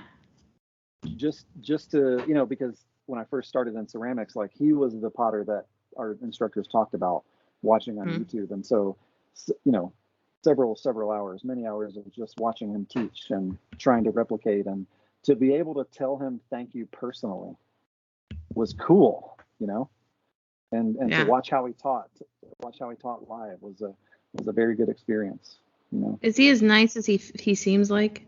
Yes. Oh, good. Extremely. Perfect. And in fact, his brother recently passed away, and I called him to say how sorry I was, and I think that took him by surprise, and but I've experienced it too. So, but you two are that important to me. You are just like that in my life, and it has been a critical. Seriously, I think it's important to be said. You two do all of the. You're the ones giving all the value, and I just want to be sure you hear it. That you realize it's working. Everybody needs a Chris Burch in their life. Yes, they do. And we thought we were just talking once a week, just shooting the shit, Becca. God, you are a fucking gem of a human being. You are too. Both of you are too. And I'm so excited about ClayCon West. Already got my ticket. Oh, you did? Yeah. Oh, yeah, that's right. You're going to stay with us. Yeah. So thank you for that invitation. I look very forward to the time. And Becca, seriously, or if both of you ever get to Colorado, like there's, come here and throw and maybe do a podcast or something. That'd be fun. Yeah. For sure. We'll do a in the studio with, like I did with Val. Yeah. Yes. Yeah. I absolutely will. I've got a few people. I got to go to Rupa, Pottery by Rupa, and she's in Boulder. You're in Colorado Springs. Awesome. Yeah. My parents are going to be like, "But you're here for us, right?" No, I'm not. Business trip. Writing this off. What's interesting about human connection is I had a ceramic artist reach out to me the other night, and he said it was 4 years ago that I went to a Phil Rogers workshop at at Continental Clay in Denver. And, you know, of course, he's passed now. But to watch Phil Rogers live, like doing what he did, and that Potter said, Chris, this is from 4 years ago. It's when I met you. And I remember saying, well, thanks for writing to me. And, you know, are you still in Boulder? I'd love to come by. And he said, yeah, come by the studio. And just like, wow, that one image that he just happened to snap a picture, you know? Yeah. And I don't know. I'm just so thankful for the clay community, while very vast, it seems small, you know? Oh, yeah. Clay people are good people, man. Yeah, Clay I agree. people are good. And you get so much more value out of talking one-on-one with people versus through a keyboard. Yeah. Like, there's so many people that you feel like you know so in depth, but like just spending a day with them, you get so much more value and so much more about them than you ever have for like 5 years of talking with them through a keyboard. Right. Yeah. We know that better than anybody. Yeah. Yeah. Yeah. That's Yeah. true. I mean, some of my bestest friends, literally some of my best friends, I met on Instagram and through the interwebs. And like Rebecca, I met Rebecca through Instagram, and now I work for her, and we're like besties, and we live in the same apartment complex. I'm in her studio, recording this right now. Like, and Andrew Linderman, Isaac Shue, Josh Heim, Ryan Durbin, all these people. I thought you were gonna forget me. But how could I ever forget you? You're just holding on to it. I have to save the best for last. That's right.